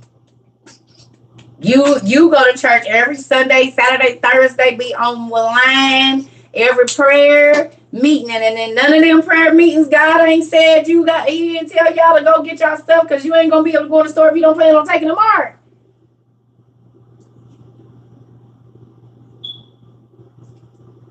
He didn't tell y'all that the food shortage was coming, the milk. He didn't tell y'all none of that, but y'all been in church listening so-called to the Lord. But he didn't tell y'all that the Antichrist has been out for about 4 months now. And they got to put him in the temple, and the red heifers then got over there. All the stuff that's happening for him to be revealed is here. And y'all didn't hear none of that in the last 2 years in church. He wasn't saying that to nobody in there.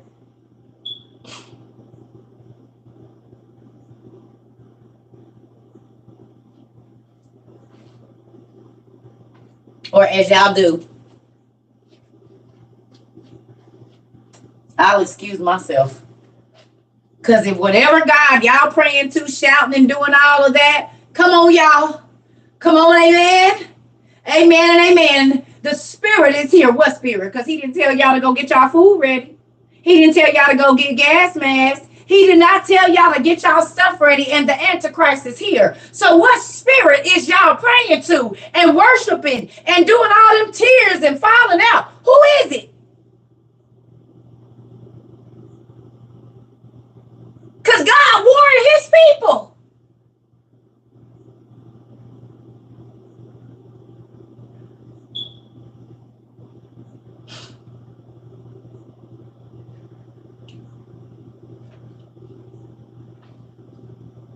That's why he said the church people gonna perish for the lack of knowledge. They gonna die an untimely, violent death.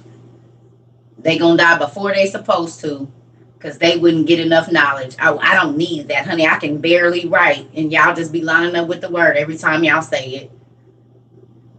But that's why we that looked outside of the Bible, and not outside, but outside your version, we knew that the Antichrist is coming, and we listening. We ain't setting no traditions. We outside under the heavens worshiping God. So with that, we got to know that the cloud was coming and that the rain was about to pour down. We got our newscast. We got it already. God said famine is coming. Ain't gonna be no vegetables. Ain't gonna be no milk. Ain't gonna be no clean water. Ain't gonna be no heat. Ain't gonna be no this. Go get your lava rocks. Go get your propane stoves. Go get your sun ovens. Go get all of these things, because there's not gonna be any.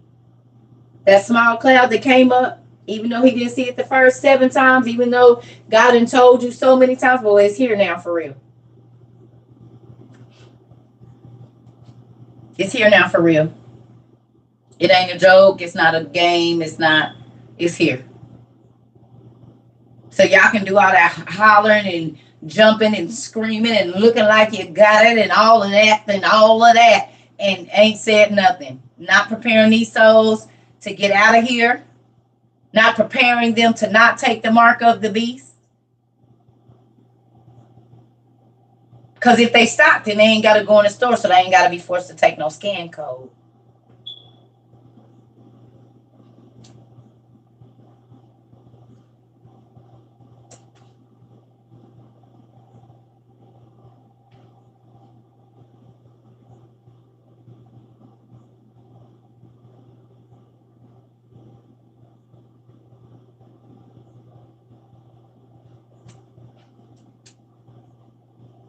But we are supposed to trust in God that he will provide.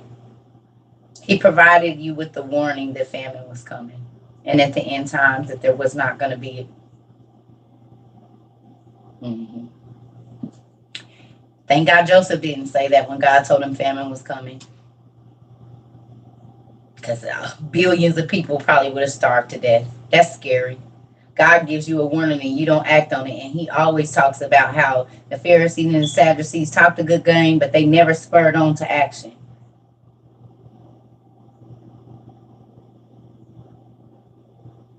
That's spooky. Because if God tell me a famine is coming, the first thing I'm going to start doing is stocking up on food.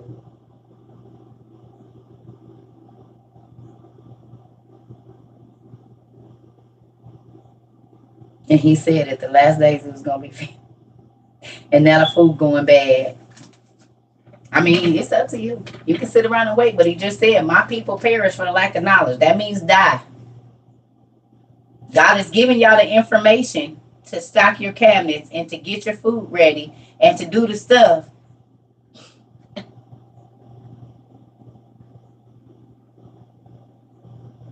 That's spooky. That's spooky. When God used to tell Israel to get ready, an enemy was going to come, they got ready. When God told them tragedy was coming, if there was a way for them to prepare, they got ready.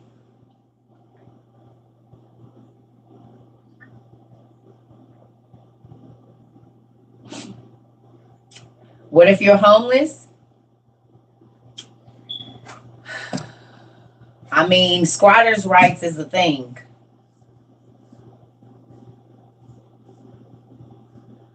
I hate to say it, but it's true.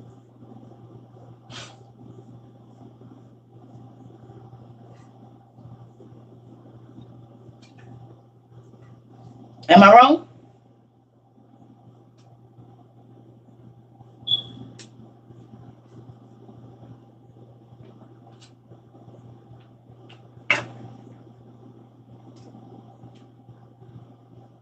I'm just saying. We getting ready to go to perilous times, so all what you seen on TV about being in an abandoned house and looking out the windows and all of that, yeah.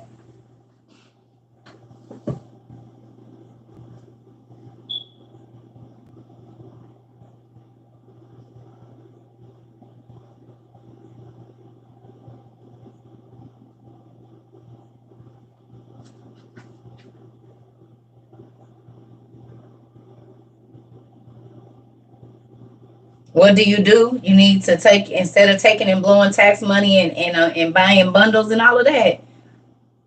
Whatever extra money you got now, you need to start buying dehydrated food, gas masks for you and your kids, potassium iodide, survival things. I have 2 videos on YouTube, Survival and Survival 2.0. Watch those, and whatever you can get right now, you need to get it. Yep, or use credit card if you got one. We spaz out on everything, spend whatever. So I'm about to go, y'all. I gotta go eat. I love y'all.